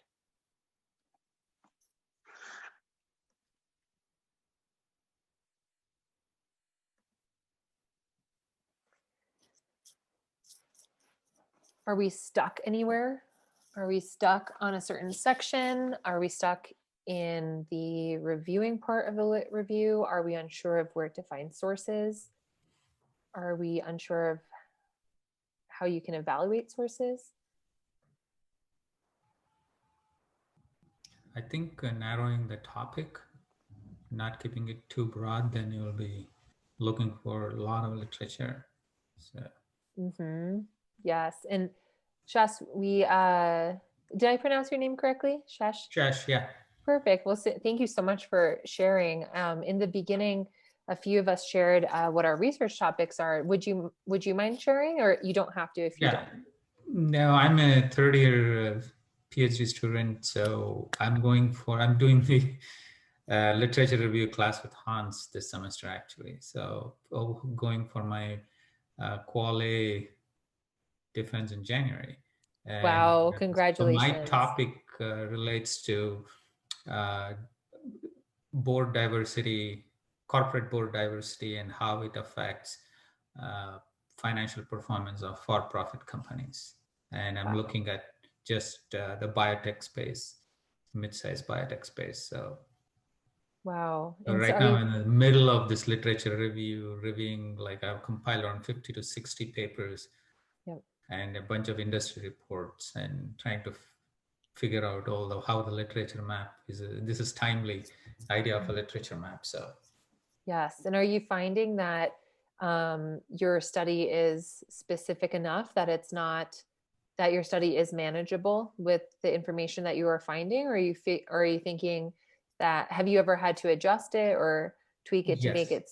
Oh yeah. Do you mind sharing about Last that? year when I have been kind of thinking about this topic for the last year and a half or so.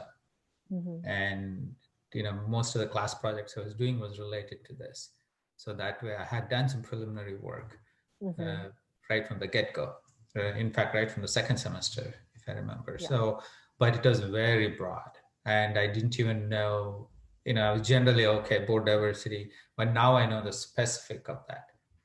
Like what type of method, what theories to use, like leadership theories, like one or two, not even one or two, just one specific theory that may be applicable, and which method to use, both qual and quant, and a lot of the literature doesn't have a combination of that. So Right. specifically I'm interested in the board dynamics, how when you have a diverse board, how does heterogeneity come into play versus a homogeneous board? Because if it's all white male or just male boards, then if it's a combination of boards, then how does that play out? That is so important. Yeah. That's such an important topic. Wow. Well, congratulations. And January will be here before we know it. I know. And for my friends here who are just starting their literature reviews or just starting their research, do you have any piece of advice for anyone else? I think the important thing is to pick a topic that you really are passionate about. That's the first and foremost thing, because I had this kind of a notion about board diversity when I was applying for the program, but I never had a clear idea. But you start thinking about it, but I was passionate about corporate governance, so I think that's the first thing. And in that one, you just you review, you use the initial courses that you take, like advanced qual course, advanced quant course, or leadership theory courses, to kind of experiment which ideas stick. That gives you an idea, because then you can do literature survey without any risk for the class projects. And then, I remember, like, first the 2 or 3 projects I did in the beginning of the program is like nothing related to what I'm doing now, but it helped me narrow the topic. That's what I would say. So the focus is probably the key, I think. Otherwise, it can go out of hand. Thank you so much for sharing. Yeah. Those pieces of advice are very, very important. I totally agree with you that I hope that we're all passionate about what we want to research. Otherwise, it's going to be a few long years with that topic. And if we're not finding ourselves very passionate about it, what can we do to change it or to tweak it or evolve? And I think that for us who are just starting or just in the earlier stages, remembering that although we hope that everything we're doing is leading to our dissertation, and we do want that to kind of be the path we're going down, it's okay, because it's just absolutely natural for it to evolve into something different a few years down the road. Yes. Thank you so much for sharing. Yep. You're welcome. Does anybody else have any suggestions for something that you think that I've missed? I'm always all ears for that. Anything that you want to discuss a little bit more? Like, do we want to go into our introductions or our body paragraphs, conclusions, source analysis? And you can always share with me privately on the chat, or you can share with everybody else.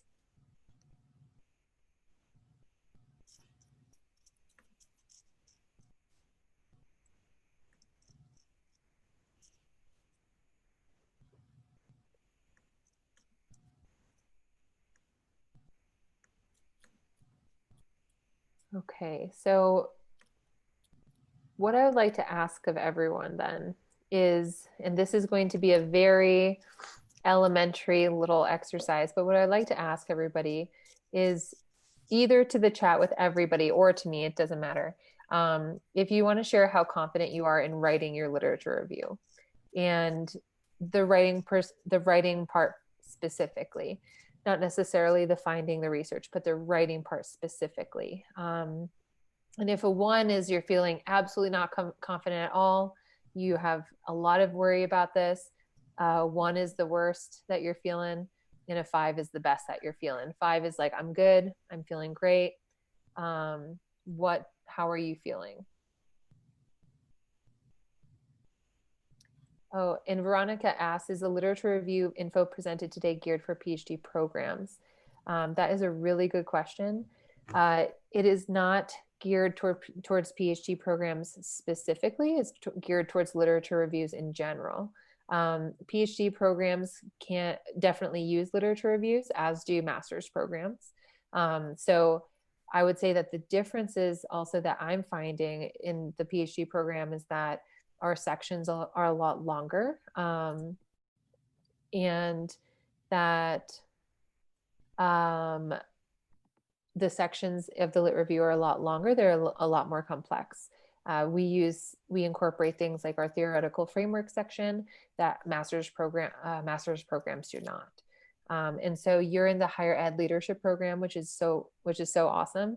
And so what I would suggest for you is to follow the outline that we've been talking about today, and then ask your professors, are there any sections, or, I'm sure your professors have shared this with you, but are there any sections that you should be including that maybe I haven't gone over today? Hopefully I can ask. Oh, sorry, Veronica, you asked me that privately. So what I say is that I gear this towards a happy medium of between master's and PhD programs. Okay, thank you. Thank you.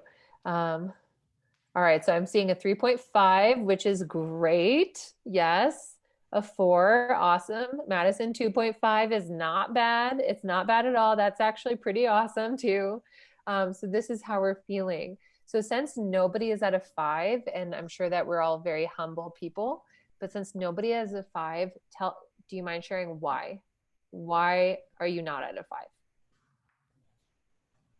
So Emily, for me, it would be, I'm just so early in the stages. I haven't, I met with V today from the library, and that was so wonderful. So I would actually suggest that to everyone if you haven't had a chance to meet with her. She's pretty amazing, and she took my topic and did some searches for me and just showed me where I could go with what I want to research. So I definitely feel a whole lot more confident today, like the information that you gave me, what V shared with me. But now I get to do the fun work of finding my sources. It feels like such a treasure hunt right now to go searching for, all those pieces. So yeah. Mm-hmm. Thank you. Thank you so much for sharing. And the library and the librarians are such incredible resources for us. And yet, hold on, it's okay. And I think that utilizing them is so important. So thank you for reminding us of that. And then the Writing Center also is a really wonderful resource for us to share, to use. It's it's free, which is fantastic. But the Writing Center through Souls specifically, and then also if we're in different departments, you will have different writing support. Let me see, let me pull up the website. So we're able to submit 3 drafts or 3 pieces of writing throughout the semester to the Souls Writing Center. And what happens is there we go. What happens is your piece of writing gets passed on to a writing consultant or a writing coach, and they review your piece of writing within, I think it's 24 to 48 hours, and then they schedule an appointment to work with you. And that appointment is about 50 minutes to an hour, and that's one-on-one support.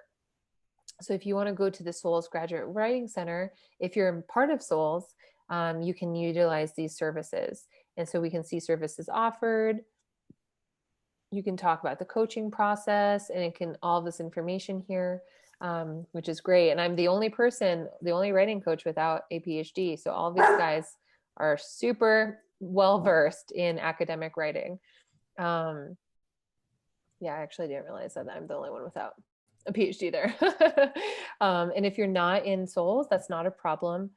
Your own schools will have writing support specific to your department. So you can always reach out and figure out what those next steps are for you. Okay.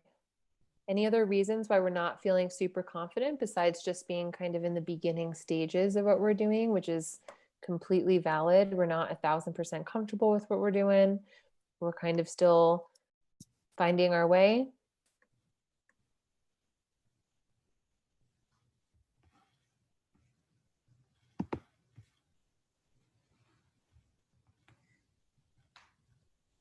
Okay, well, if everybody is feeling okay about their lit reviews and we've learned some information tonight, hopefully we can get going and get started or continue working on our literature reviews this evening, or go take a break, engage in some self-care activities as well.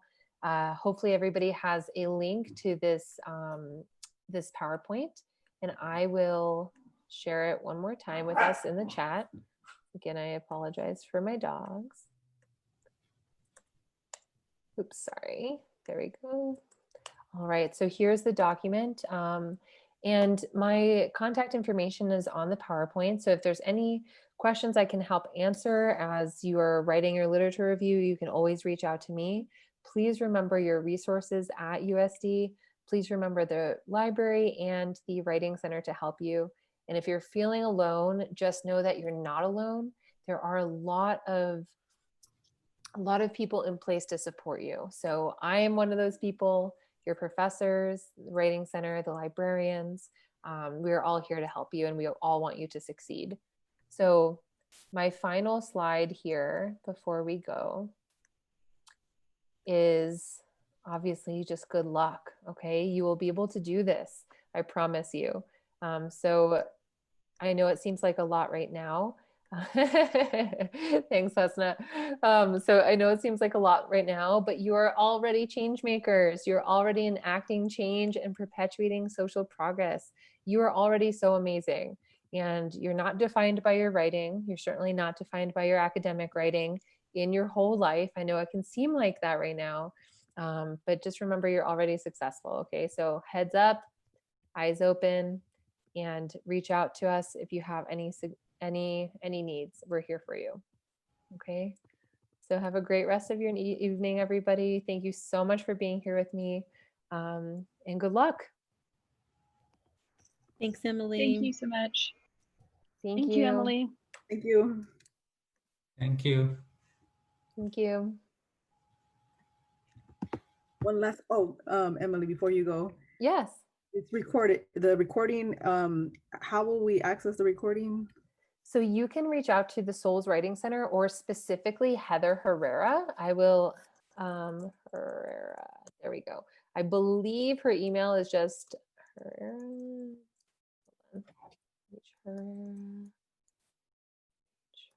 I missed a part of the beginnings. I was just getting home and logging on and trying to settle in.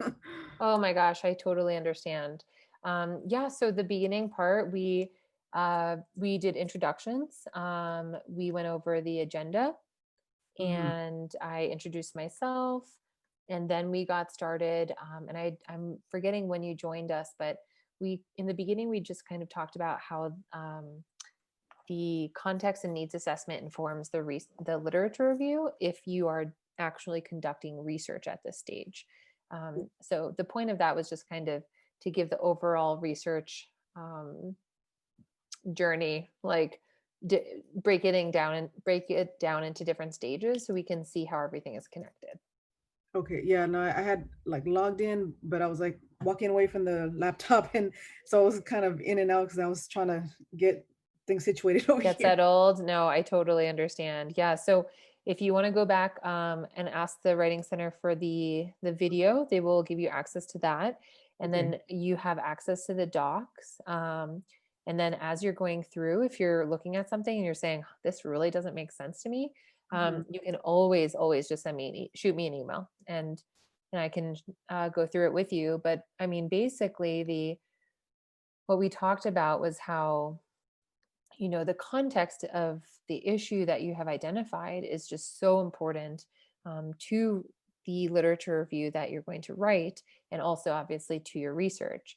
And so we discussed how to analyze that, like what information that for you to find. And then Veronica, what program are you in? I'm not sure if you shared.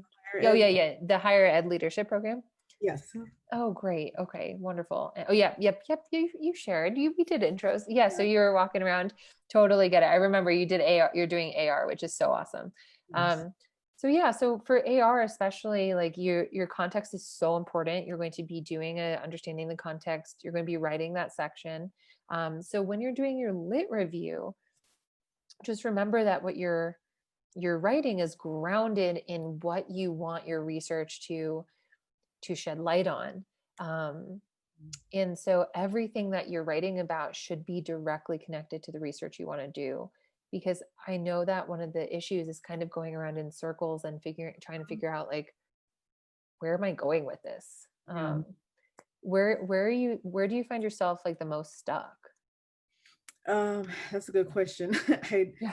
The context, I wrote a lot. I have a draft of that. I think I wrote like 4 pages of a context, but you're Yeah, supposed to have a page to a page and a that's half. great.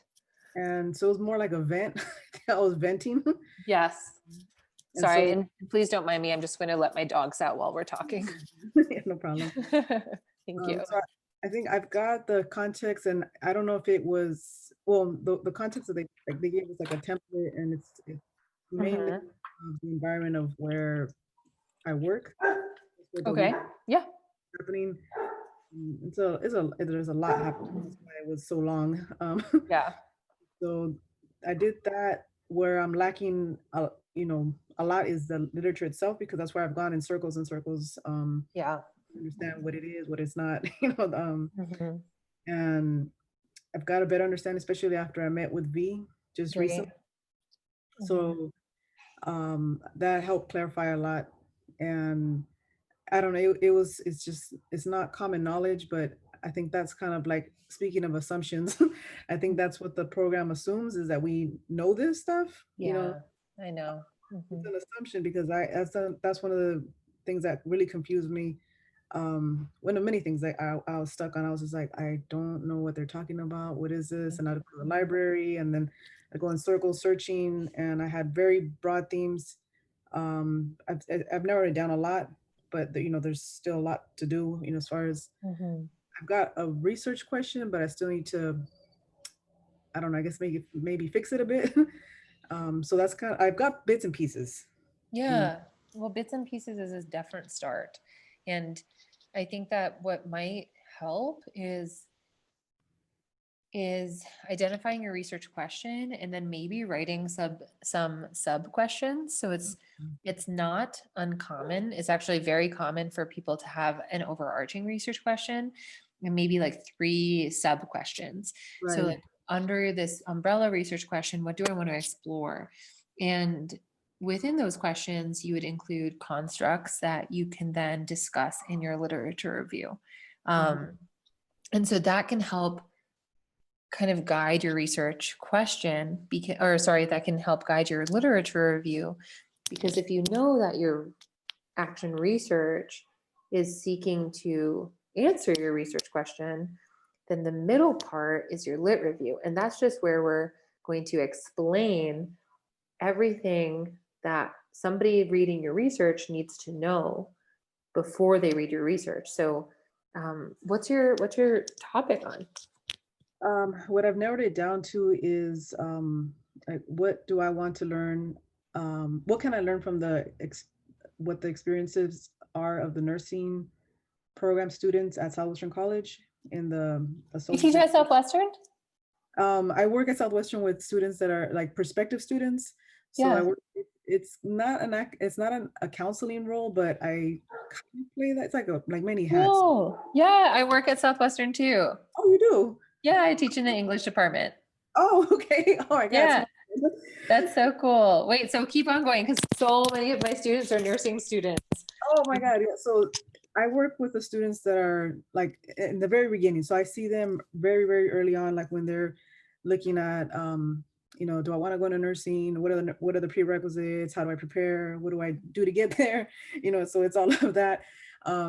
So I do the information sessions on the prereqs, on all the eight. Cool.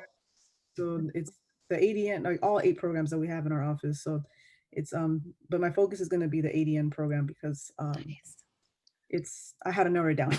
Yes, yeah, that's fair. Down.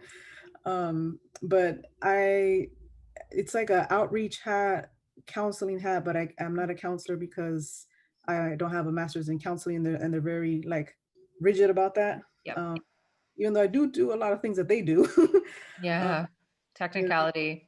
Yeah, so it's outreach, recruitment, kind of some intake counseling. It's all with prospective students or like at the very beginning.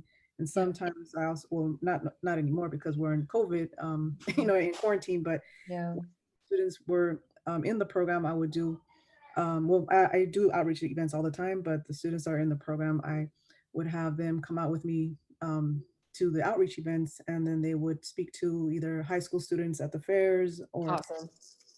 tell them like what it's like, because people always want to know, well, how, Mhm. how is it, what made you want to be a nurse or go into a nursing program? And so they speak from their experiences. And so I would bring the students with me, and they would speak on that, and then I would speak on the prereqs. And so that, but that part, it's on hold because we're not in person anymore. I know. Mhm. That's in a Yeah. nutshell. But I've always, Wow. yeah, it's just in the beginning. So once they're in, I see them less. I see them less and less Yeah. because they're already like doing another part of their journey. But I've always been curious. I got more curious over the years about what their experience was like, because people always said it's so hard. Nursing is so hard. And so I just started, when we go out to the outreach events, I started asking them, how's it going? How's the semester? How's your classes? And then the one question that I asked that really kind of like started to give me some really interesting answers was when I asked them, what's the hardest part about the program? And that was like opening up a can of worms. Yeah. And so that's kind of where That's like your preliminary needs assessment right there. Yeah, so that's where it shifted, because one of my original ideas, like way back when I first did the action research class, was an observation. One of the first, and I still remember when I first started working there, one of the main things that stuck out to me was that I didn't see I saw very, very little Black students. And I was like, why is there like almost zero Interesting. African students in the program? Yeah. And I try to explore that, but it wasn't well received. Really? Yeah. By who? The director at that time. Oh. We've had changes. We've had different directors since then. But so there was a lot going on internally. Yeah. And so Is that something you still want to pursue? Like diversity within nursing programs and community colleges? it is that's a part of it. I'm trying to figure out how to do that. because their experiences are definitely something that I think it's gonna go hand in hand. I think Yeah. it's some of the answers that I've gotten. I've been like, whoa, Yeah. like, oh, like, are you serious? That's kind of Mhm. the answers that, and it's a very delicate issue because I'm not gonna put them on the spot. I'm not gonna have them singled out Mm. because there's a lot on the line, for them, Mm. for me. um, Well, I'm thinking if you want to pursue, because I mean, we're thinking about, equity and inclusion, and if that is something you want to pursue, you can broaden that and make it something like, under your umbrella, what are the lived experiences of African American nursing students in community colleges?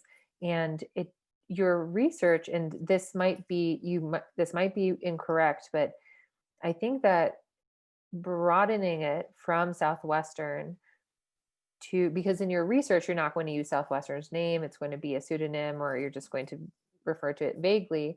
Like it's not like you're going to release this document about Southwestern specifically.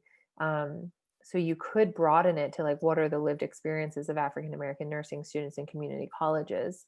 And that could be a way for you to include that part if you're passionate about that, and without it making it like, um, without it possibly getting you in trouble, or with it, when you said that there's a lot on the line there. um, if that makes sense, because your lit review is going to not be about Southwestern, it's going to be about the ideas that are coming up from your research. So yeah, I didn't yeah. know you can do that. I can like not mention the school or just use another name for the school. Right. So actually, my understanding is that you actually should not mention the name of the school. Like it's a much more general, like you're supposed to keep that a pseudonym.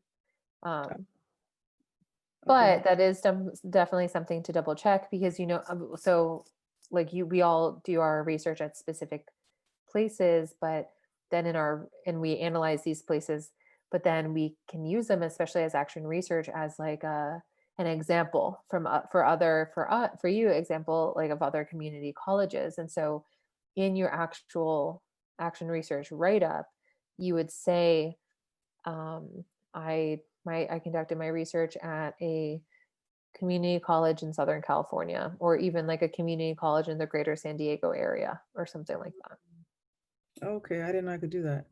That makes it a lot easier because that was another hurdle that I had. Mm. And I was like, as I sat in the action research class, I was like, there's no way I can do this. That's all I just kept thinking of, I was just, no, especially at that time when things were like more fresh and more recent. And I was like, there's just no way I can do this.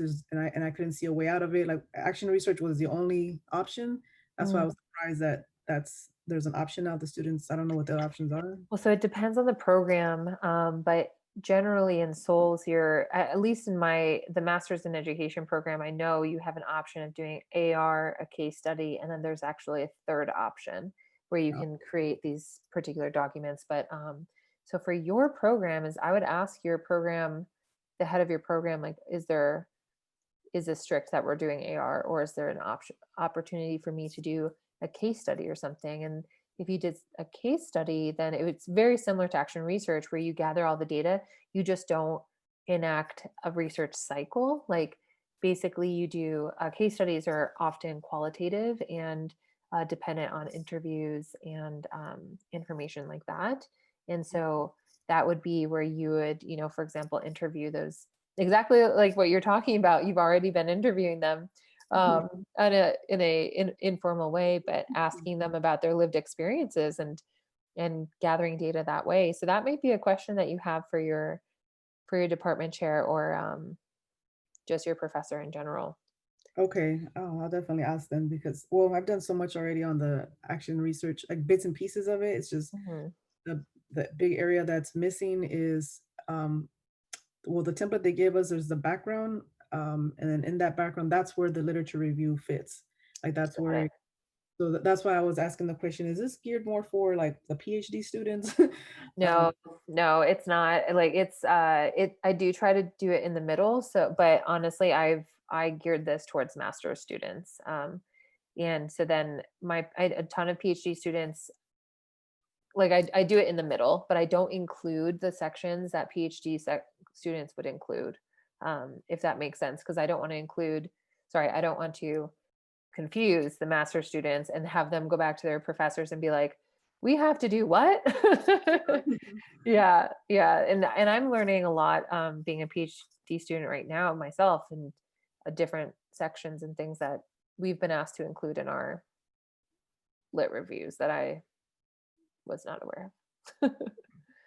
But yeah, it's a long journey, but I think that what would be useful is double checking your options and with your professors, and then double checking that you would not use Southwestern's name, because that might make you feel more comfortable, and the participants feel more comfortable. And then of course you would not include your participants' names, you would include pseudonyms for their participants' Mm. names. So there would be that level of anonymity. And then for your research, for your lit review, you would, when you're reading through all these studies, and I know that a lot of them are very dense, Mm. if you're reading something that you just don't understand, because everybody does that, like everybody struggles, I would look at those key terms in the beginning. I would look at the abstract and then look at the key terms, and then make sure that I understand those key terms. And if the key terms are not really don't really apply to what you're researching, I would move on to a different article. And Mm. maybe, because we want to find the stuff that speaks to you and speaks to your research. And that doesn't mean that the language isn't hard, but it does mean that the constructs and the topics that they're discussing needs to apply. And if you're feeling just so stuck amongst a bunch of these articles, oof, I would just try to continue on. If there's one that you're just like, I can't get through this, put it on the back burner and keep going and choose something else. Yeah, luckily, meeting with V helped a lot because But I was stuck there for a really long time until finally somebody said V's the person to talk to. yeah. I did, and she helped a lot. So I was able to find like it was buried. It was like a buried treasure. There was one Good. article. This there's been two articles, but one in particular that really, it was written in 1993, so it's kind of old, but the stuff is very relevant. Good. Hmm. So I was like, wow, I don't know, this is kind of sad too because that was 1993. It's so sad. It's so sad. I feel like we're stuck in a time capsule and we're just going backwards. It's that, Yeah. but that's exactly right. Like an article from the early 90s might speak to your work perfectly, and include it. Just because it's almost 30 years old does not mean to discard it. And that will provide the historical context as well. So in your lit review, you can give. So sorry, your research topic is. Can you repeat that one more time to me? What can I learn about the experiences of nursing students Mhm. at Southwestern College in the associate's degree in nursing program? Very long title, very long question. Perfect. Yeah. And so, yeah, so what are the experience? So basically how we would translate that into, if we don't use Southwestern, is, what are the lived experiences of nursing students in community colleges? And that is broad. And so that is a great place to start, making getting this broad topic and figuring out how you want to narrow it down. And if you think like, if you want to do a qualitative study on the lived experiences of African American nursing students, um, I I would reflect on like why, because you did express a lot of hesitation with that, of like, I don't want to put them on the spot, and I don't, we don't want anybody to get in trouble or anything like that, or nobody's job should be at stake. um, but if that's important to you, then if that's an important story that you want to tell, and I would think about that, because there's a lack of if there are few African American nursing students in community colleges, we want to think about like, are we trying to discover why? Mhm. And what change do we want our research to make? Like what do we hope our research will change? Mhm. So if we think about your research topic, like what are the lived experiences of nursing students in community colleges specific to Southwestern, like what do we want to change with that? Or are we maybe just not sure? But like action research is about change. So what Yeah. are we trying to interrupt, I guess? Well, that would be kind of like part of the process for me, is like learning from them what their experiences are, and then what can I do like in my role. Mm. Um, Okay, so how can you support them? yes, so I it's like love it. that would, I guess that would be like the sub question, or the yeah, Hmm. like what can I do to um like what can I do in my role or in my capacity as you know my Yeah. as nursing recruiter, because that's the title, the official title. um Mm-hmm. I just have Yes. So how can nursing recruiters, with this knowledge, how can nursing recruiters do blank? And I guess from your research, you'll figure out what that blank is from those lived experiences of the nursing students. From once you've gathered that information, then you can say like, okay, well, in what capacity can nursing recruiters help, support students? Or yeah. Yeah, and that's with the internal struggles that I was going that I was having in the beginning, well, when I first took the class. Mm-hmm. That was the other thing too. It was like, because I was starting to ask out loud, like, what am I bringing them to? Yeah. What Yeah. am I bringing them into? And that was something I had thought in my head. I started articulating, and then I started just saying it. Yes. um, and Yes. a you know, thousand percent. like out loud at work. Yeah. So, not to everybody, but to a couple people that I, felt comfortable and trusted. And I Mhm. was just like, what's going on here? Like Yeah. what's happening? What am I bringing them into? And it's like, that clash with, or that conflict with, like, Mhm. who I am, my values, and what I'm Mhm. seeing and what I'm hearing and uncovering. And I'm like, I don't know. Right. Right. Yeah. Because then it's probably got you second guessing. A lot. Mm-hmm. I mean, we've had a new director every 9 to 15 months right now. Mm. Uh, so we have our new director. She started a little more than a month ago. Wow. I really like her. I hope she stays. Mm-hmm. Um, and yeah, she's. I get a good feeling. So Good. it's about time. So I'm wondering even if you would feel comfortable, if you get that rapport with her, is if you feel comfortable just, saying like, hey, this is what I'm in school, this is what I'm in school for, and I would love to like float these ideas by you.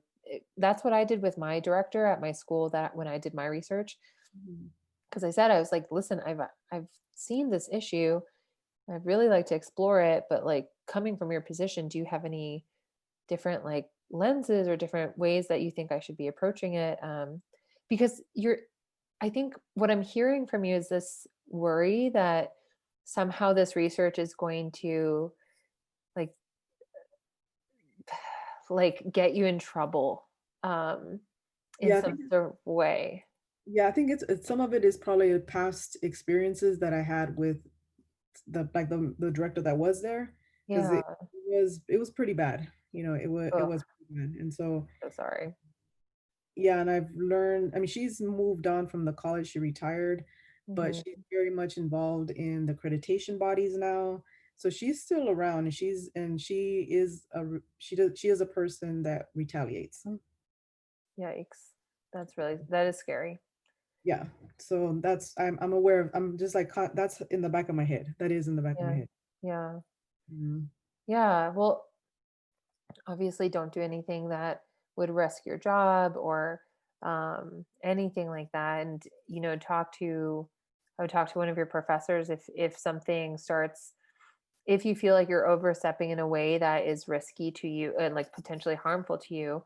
That Mhm. is not, nobody wants that. And or potentially harmful to the students. But how you can position this with your new director is that you're trying to be a better advocate and support for these nursing students. Like you're Mm, not coming in here to like, burn Southwestern to the ground. Like you're coming in here to gather information so that you can be better at your position. And like right. any person higher up would be music to their ears. Like, oh, I'm sorry, you're a go-getter who's going above and beyond and wants to seek new ways for you to support the people that you're working with. Like that sounds incredible to me. Yeah, and I've gotten a good feeling from her. I think she will be supportive because I've dropped Yeah. hints and I've given her some bits of information and we started Yeah. talking. She was just very, she just seemed genuinely like she just seemed genuine that she would Yeah.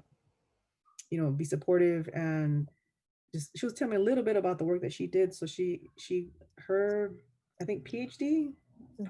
PhD work was around BSN students that did not finish their program, like they left on Mm. their own, I think.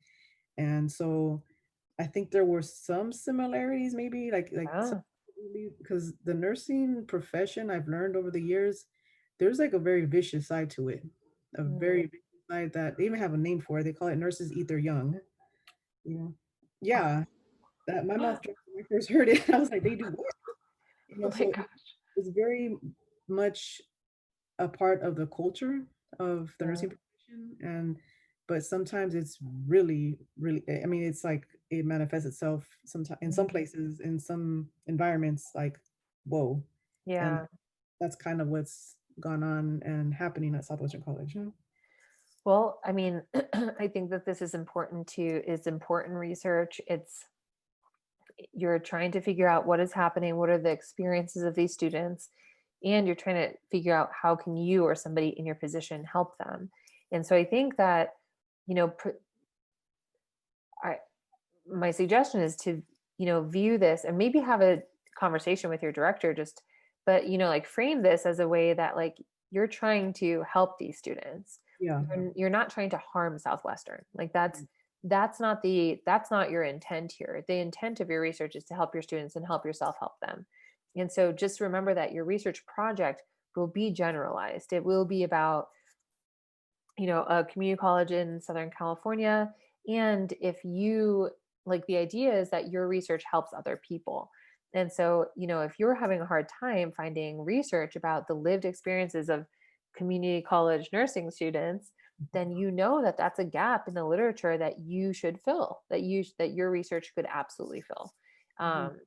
And this I mean, this all makes a lot of sense to me. And like the literature behind it is, just about the experiences. What are the themes that are coming up here? Like, what are and you'd want to, if you're finding positives and negatives, you'd include both of those. And Mhm. then your research is going to be would be specifically on those students. Yeah. Yeah, 'cause yeah, like the question that I had kind of brought up when I was speaking about this with the new director, and we are talking about this, this whole, culture of that exists in nursing. Yeah. And she was just like, there's a lot, written on that already, right? Like that's not like brand new. And I was like saying, what's brand new to me because I'm Yeah. an outsider. Yeah. I'm an outsider because I'm not a nurse. I'm not a nursing student, Yeah. so I go, I seen it from another lens. I seen it from the lens of taking when I had to take my parents to these appointments, and I would see some horrible nurses, Yeah. and I know why. I mean, well, not why, but I have a better understanding of what that's about. And Yeah. like, well, Well, I your don't. lens is important. You bring a unique lens because you're not in it. That's a very important part of that. Yeah, I'm the outsider. Like I think there was a concept or something I read in one of the literatures that's it, like the outsider within. Yeah, Cool. that's what it was called. But Cool. Yeah. yeah, that to me is like the part that well, one of the other parts I'm struggling with is I'm watching this and then I'm wondering if the nurse is supposed to be the advocate for the patient, but they're beat down in the program, then and they can't even advocate for themselves out Hmm. of fear, how are they supposed to advocate for their patient or anyone? you know, Yes, there's lots of power dynamics at play too. yes. Yeah, so there's power dynamic, and so it sounds like you have a lot of what you want to write about, and you have a direction. And I think that what you're doing is great because you've done some like preliminary off the books kind of work on this. You're curious, you are invested in this. And so for the researches, I would just start broad and then use the suggestions that V gave you and just start sifting through these articles. And if you found that one or two articles that you really enjoy, really speak to what you're talking about, go to their reference pages and Mhm, read the articles that they have referenced, mhm, because it's like, figure if you find somebody that's written a lot of great stuff that speaks to you, go and figure out who spoke to them. And that way you can start amassing, a list. Pretty soon it'll be 5 articles and then a little bit more. And then you can see these themes that they're writing about. And then you can write about those themes in your literature review, organize your body paragraphs, body sections about them. mhm. And then when you actually do your research, hopefully the information you found in the literature, is connected. And when you do your research, you can figure out, hey, is there actually some information I haven't covered in my literature review that I need to add? Or maybe there's something that you covered that you don't actually need, so you can go back and change it. But Mhm. I think this is an amazing topic, and it's clear that you're very passionate about it and you're very invested in it. And it also, to me, as nobody even close to the nursing world, it seems like a need, and it seems like a need to me. So Yeah, and I think with like this whole COVID situation, I mean, we've all a lot of things have been exposed. mm, Like a lot of things have been exposed. mhm, Some have just been very cruel reminders, yeah, um, and on many many fronts, just about healthcare in general. yeah, Um, the inequities. Just like the consequences. um, yes, like all of that. Um, but yeah, yes, that's kind of helped me in this area too, because there's a lot of talk about, oh yeah, things are going to change and things are going to be different, and so mhm, okay, is this talk real? So yes, it's kind of putting, because I know I hear a lot of that talk from the college. yes. There's a lot of that, so it's like, okay, this is kind of like an opening or an opportunity. um And so that actually brings me to one of my slides where it says, you might want to have a section on the current situation. So, like after your introduction, you can write a paragraph about the current situation as related to like COVID and stuff. mhm, Um, and if you want to, if one of your subtopics, sub questions wants to address the lack of diversity in nursing students programs, you could also discuss that and like how that, I've got to imagine that if the nursing student programs are not very diverse, then what does that mean for patient care and, nursing bias and prejudice, and like how does that all relate to each other? yeah, the many implications that come with it. Yeah, it's really deep. I mean, it's and I saw that with my parents when Mm, their health deteriorated, and I think a lot of things could have and should have been done different, but yeah. that's Mm, the way healthcare is and was. And but it's yeah, there's, I think, some opportunity. mhm. There's a potential there. Yeah, there's potential right now because people they're in a reflective state, and Yeah. just things are shifting. Everything is shifting as we know it. Yep. Yep. So You're right. yeah.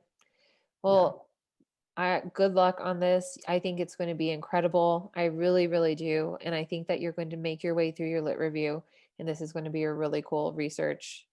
This is going to be really, really not cool, but very impactful and cool, but impactful and powerful research. And um, and you have the link to this PowerPoint, but my email address is on here. So, I mean, I would love for you to keep up, update me how how all of this goes, and I am here to answer some questions if you have it as well. And But just know that you are absolutely on the right track here. Like you're passionate about this.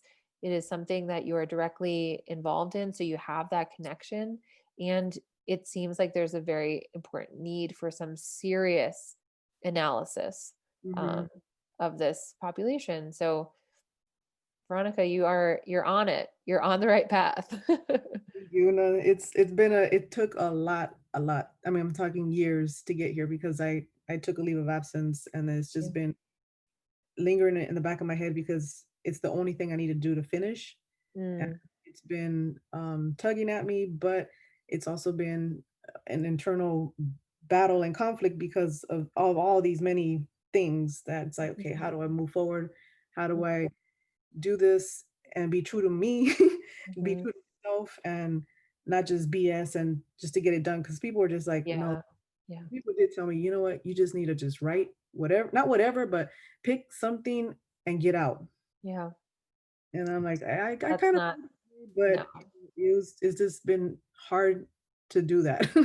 No, it sounds like you took the time, you did a lot of self reflection, and you've come back, and you are going to get this done. And I totally believe you will. And just know that like our research doesn't end when our program ends. You know, Mhm. we will continue doing informal research all the time in our life paths, in our the positions we're in. So give yourself that give yourself that break as well. Like just this is for a project, and you of course want it to be impactful and powerful and meaningful, which it will be. But just when you turn it in, it doesn't mean it's over, you Right. know? Yeah.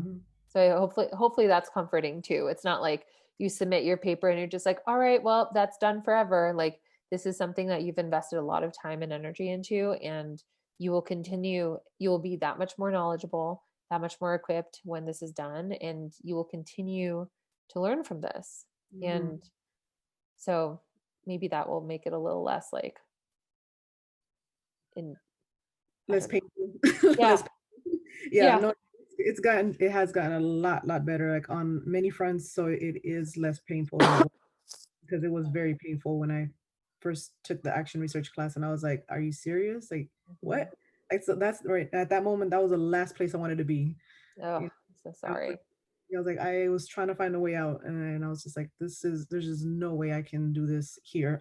That's all I kept telling myself, and Yeah. because I just really couldn't at that time. Yeah. And and you did the smart thing, and you took a step back, and you're coming back and pursuing it. And